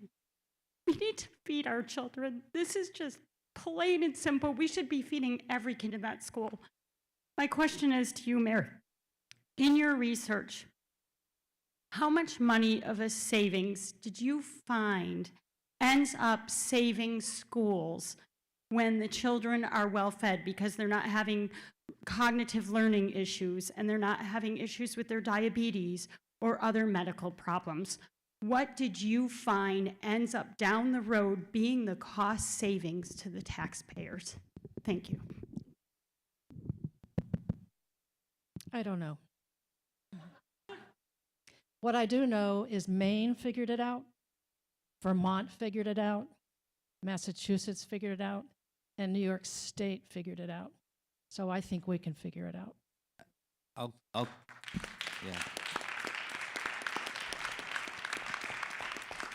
I'll comment on to that, is that oftentimes we like to have a scientific number of what exactly did we save, but there are some immeasurable intangibles that you can't measure what the cost is of like an early intervention on dyslexia, what kind of cost it's going to save for society, how much better of a reader, how much better educated that child will be, and how much more successful, how much more they'll contribute to the economy. And I feel like this is one of those issues is we can't measure the cost of children, you know, how that impacts society and how it impacts future costs later on down the road. But what we do know is that they're going to be better equipped to be educated in the classroom, and hopefully the cost is that we'll have less people who are we'll have less financially insecure people, we'll have children who are better educated that have higher proficiency scores, they'll have more successful outcomes, and they'll be more productive in the economy.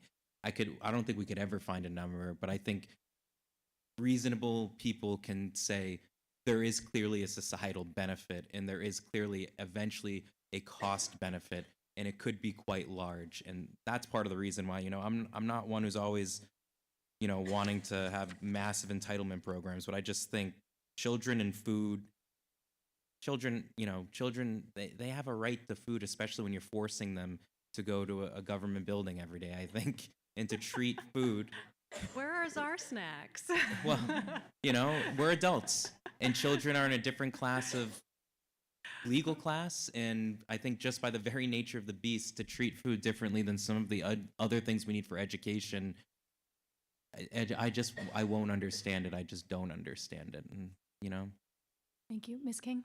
Yes, thank you. I want to say I think that this does address a really significant need. I hope that my asking of questions doesn't suggest that that I'm not seeing the need, but administratively and budgetarily, there's I think a lot of questions that needed to be asked. I want to propose an amendment to it, and it's based on what you said, Brody, which is that to the last sentence of the article, to have it read, this funding would support free meals to all students within the newly eligible income brackets, and I'd like to add, as verified through completion of the federal application for free and reduced price school meals. As To be verified through completion of, the federal application for free and reduced price school meals. Because that is what you said, we need a way to verify income, and we also don't want to miss out on the Title I funds that are tied to the application of free and reduced priced meals. If we need those title funds, Title I and 4A, are allocations that are based on the federal application for free and reduced price school meals. So I want to make sure. Point of order, is there a second to discuss this? Is there Because a I'll second? discuss it with a second. yeah, we've got a second. Okay. Thank you. Ms. King, did you have any more comments on your amendment? No, just Okay. that based on what you said and based on the title funds and the revenue that means for our school, I want us to be assured that when we're passing this, that we are verifying income and securing our title funds. Thank you. Chair DeShays, would you like to respond? I would, please. Thank you, Madam Moderator. I would say I'll get into the last point, which is kind of the minutia of how, you know, the purpose of warrant articles and why adding more language isn't always better, clarifying language. So the first thing I'll say is there would be two different forms for us to be able to implement this. It would be more than just the federal form, because there wouldn't be a federal form for our own kids between 186% and 300% of the federal poverty level. I think by the very nature of placing a requirement of one form, you've accidentally made it so then, you know, there's some call into question of whether or not we can create our own form. I think the additional comment I'll add is the point of warrant articles isn't always to get into the exact minutia of how every single program is implemented based on the funding. The point of a warrant article is to appropriate money for a specific purpose. And I think when we talked to our legal counsel, it was like, well, what is the purpose? And it's to help fund free meals for kids up to and including 300% of the federal poverty level. I think even us as a board, we don't even have purview over how ultimately they would decide how the forms are implemented at the building level and at the SAU level. I mean, they may ask our feedback, but that's an administrative function. So I would ask the legislative body to oppose this warrant article because, one, the legal matter of warrant articles shouldn't dictate administrative functions. School boards don't even dictate administrative functions. But also, two, I think the warrant article as written is clear as to we are raising $250,000 to provide free meals to children up to and including 300% of the federal poverty rate. And then it's for our administrators to implement this with the bucket of money, that $250,000 that the voters have appropriated. I think if voters are really worried about the minutia of how this works, they should definitely provide feedback, especially if you're a parent with a child in the school district, to the administration on how this is working and how it impacts your family and your children. That's my thought, and so that's why I would be opposed to the amendment, because I think it gets too much into the administrative business of the district rather than what the legislative body does at deliberative and ultimately at the second session of the town meeting in March. Thank you. Any other comments or questions on this amendment? Yes, ma'am.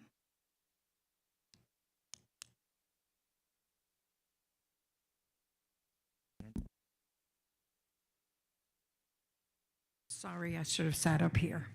Ellen Phillips, again from New Durham. I just want to remind the voters that we have a law in the state of New Hampshire that enables people who make up to, if I'm not mistaken, 400% of the poverty level to be able to take a voucher toward paying for their children's private school, religious school, or homeschooling. But we have no law in New Hampshire to enable our children to eat lunch at school. That is a failing of our legislature and something that I am absolutely happy to see our school district try to change. Thank you. Thank you for your comments. Just to confirm, any other questions or comments about the specific amendment that's on the floor right now? Ms. King?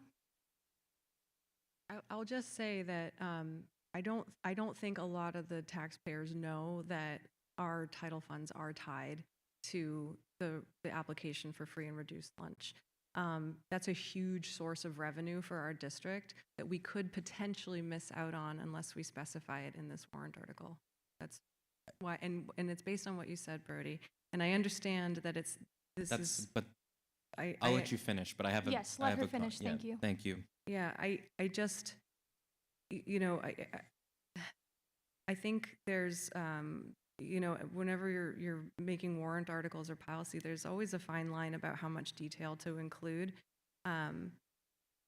But we need a way to verify income. Requiring that federal application for free and reduced price meals in the warrant article as part of the process, if it's going to be part of the process anyway, assures that our schools can receive those title revenues and not potentially bypass it based on this. Chairman DeShays, would you like to respond? Yes, so not only do entitlement grant funds are they impacted by your free and reduced price meals rate, which is, you know, informed by how many people fill out the free and reduced price meals form, which we can't require. That's against USDA rules. We can't require families to fill out free and reduced price meal forms. We can only offer it to them and we can only educate them. It also impacts our adequacy aid. So the number of base adequacy aid and also if there's differentiated aid and other aid is also impacted by our free and reduced price meal rates in our school district. So our state funding is dictated by this. Now, what I'll say is this warrant article doesn't have bearing on that because we're going to ask families who qualify for the federal program, no matter what, whether or not this warrant article passes, to fill out those forms. And we can't make them, but we're going to encourage them, not only because it's good for their children to access meals in school and to help those families that the federal government has deemed that need to have help affording food, but also because it helps us access state and federal grants that help decrease costs to property taxpayers. Now, we can't change or amend the USDA forms. So we can't add another question on it of, oh, well, do you make up to 300% of the federal poverty rate? And we can't use those forms for our local program. We would need to create a second form.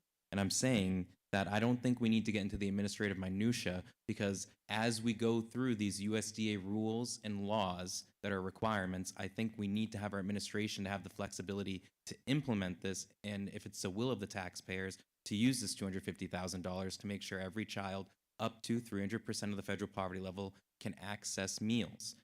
I think it's clear that they will use a USDA form, as is, is currently standard to say fill out this form. And I think it's also clear that if they don't qualify for the free or reduced price meals, that they will need to apply through a local form, through a locally funded avenue. So we need to be able to have the flexibility that they have those two forms. And I don't think explicitly stating that they have to fill out the federal form or that's required. I mean, we'd run into other things, and that's why our legal counsel, I would say, didn't include it because of some of those USDA rules. So again, and I don't think not including that is going to impact our federal funding, because it's not going to create any additional, this warrant article won't create an additional incentive for those families to fill out the free and reduced price meal forms. What creates the incentive is when we go to the families and provide them the form and provide them the education, and that's an administrative function. So that's why I'm against the amendment to the warrant article. Thank you. Yes, motion? What was it, sir? To move it forward? There's still open discussion, so we're going to hold on before that. But I just want to confirm that these comments are related to the amendment that's on the floor right now. Yes, okay, yes, ma'am. Yeah, just to put your mind at ease, Stephanie, I think that we do need to have faith in the administration to manage the implementation of something like this in the future. And I will say that if it's helpful to the administration for this board to provide policy and clarity to the community as to how that will be done, then I think we're all more than happy to do that. But the matter before us now is this the will of our community to get this done or not? And that's the most important thing to me, is to put it out there into the world. All right, Ms. Budman? So I'm not trying to make an amendment over the amendment, just to clarify. But I'm curious if it should be amended then to say 185.01% to the 300. Before we discuss that, let's vote on this amendment, and then we can see. No, well, I want to understand that before I vote on this amendment. Okay. Would ultimately that be the language that should be in there if we're really getting those federal funds for up to 185%, we're really subsidizing 185.01% to the 300. No, because we're also subsidizing the difference between the price of a reduced price For meal. reduced, okay. And I mean, that's part of the reason why warrant articles aren't meant to be written to dictate how administration functions work, because that in state law and ed rules is the administration administers to the district. Warrant articles are for what amount of money are we raising and for what purpose. So this helps with reduce. That's just my question. Okay, thank you. Okay, so seeing no further discussion on this amendment, we're going to vote on whether the warrant article should be amended so that the last sentence will read, this funding would support providing free meals to all students within the newly eligible income brackets as verified through completion of the federal application for free and reduced meals, ensuring equitable access to nutrition for academic success and well-being. All in favor of the amendment, say aye. Or raise your hand. All against, nay. And the amendment fails. Okay, is there any other comments or questions on this article? Yes.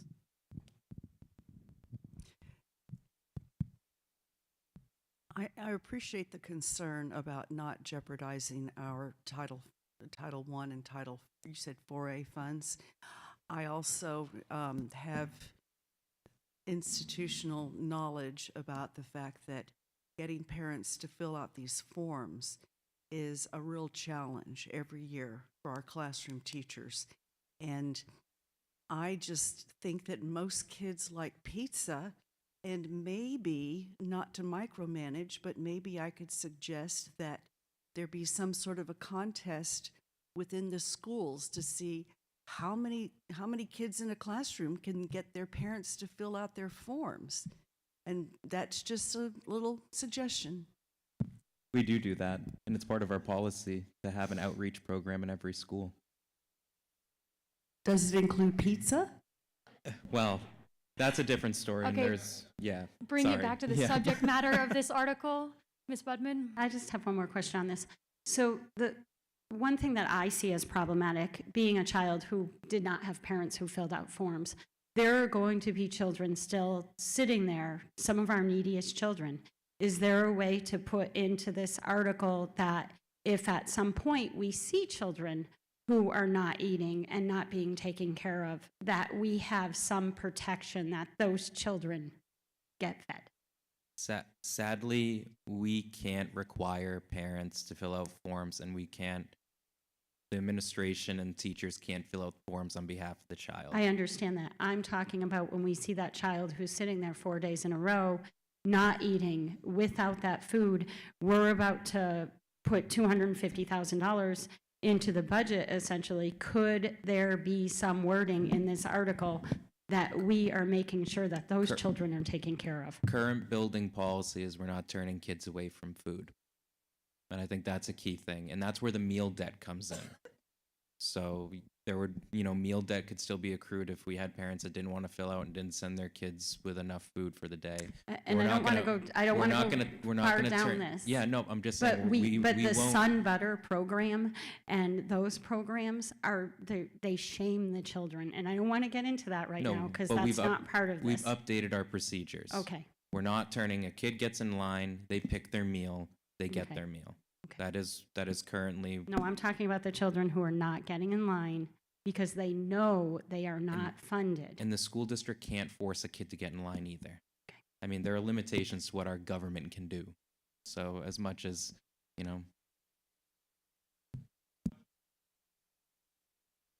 We still have. I have one some more comments. comment, and it's related to the challenging forms to fill out. They are hard to fill out. I hated doing them. They're really burdensome. There is a House bill on the floor, HB 583, which is a Medicaid direct certification, which would allow any family that, and the state that is on Medicaid to automatically qualify for free and reduced priced meals. We should all encourage our legislators to vote for that so that no family has to fill out any forms for their kids to get meals. Just wanted to say that. I'm wondering if any stayed to hear that. All right. Oh.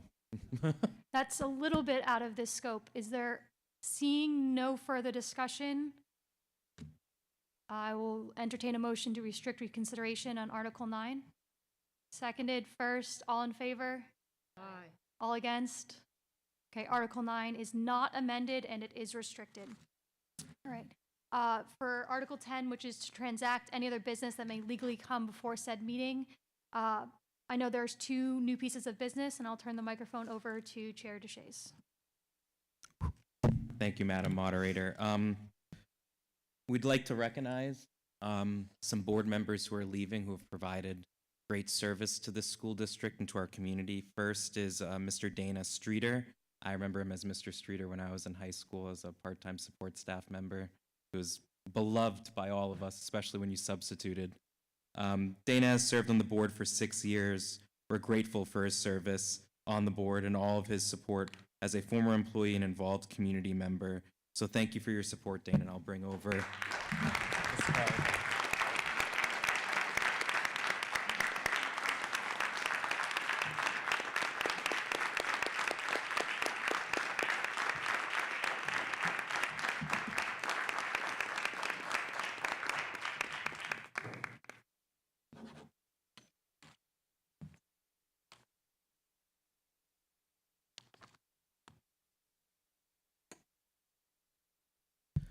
Next, we have Mr. Jim Pittman, Effingham School Board member.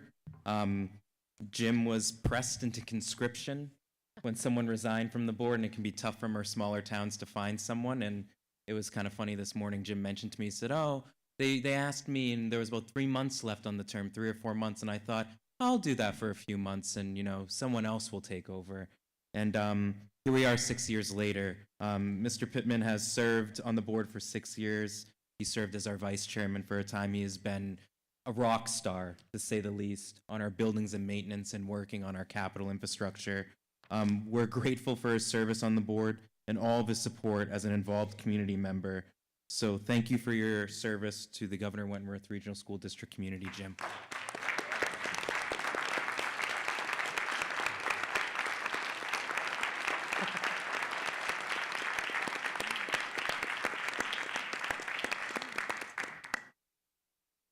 I do have one final announcement, if I may, Madam Moderator. Okay. My last thing is I want to read on page 13 of our annual report. It's under Section C, the philosophy of the Governor Wentworth Regional School District. The mission of the Governor Wentworth Regional School District is to assure that each student acquires knowledge and develops skills and work habits in order to become a contributing member of society. The mission is best accomplished when each member of the Governor Wentworth Regional School District recognizes and addresses the individual abilities and needs of each student, maintains challenging expectations for each student, creates a positive school climate, ensures a safe and orderly school environment, monitors each student's progress on a frequent basis, and promotes effective school community involvement collaboration. The vision of the Governor Wentworth Regional School District is stated as, quote, helping each child create the future, end quote. So I ask, that's what you'll be supporting if you vote for our warrant this upcoming March. Thank you.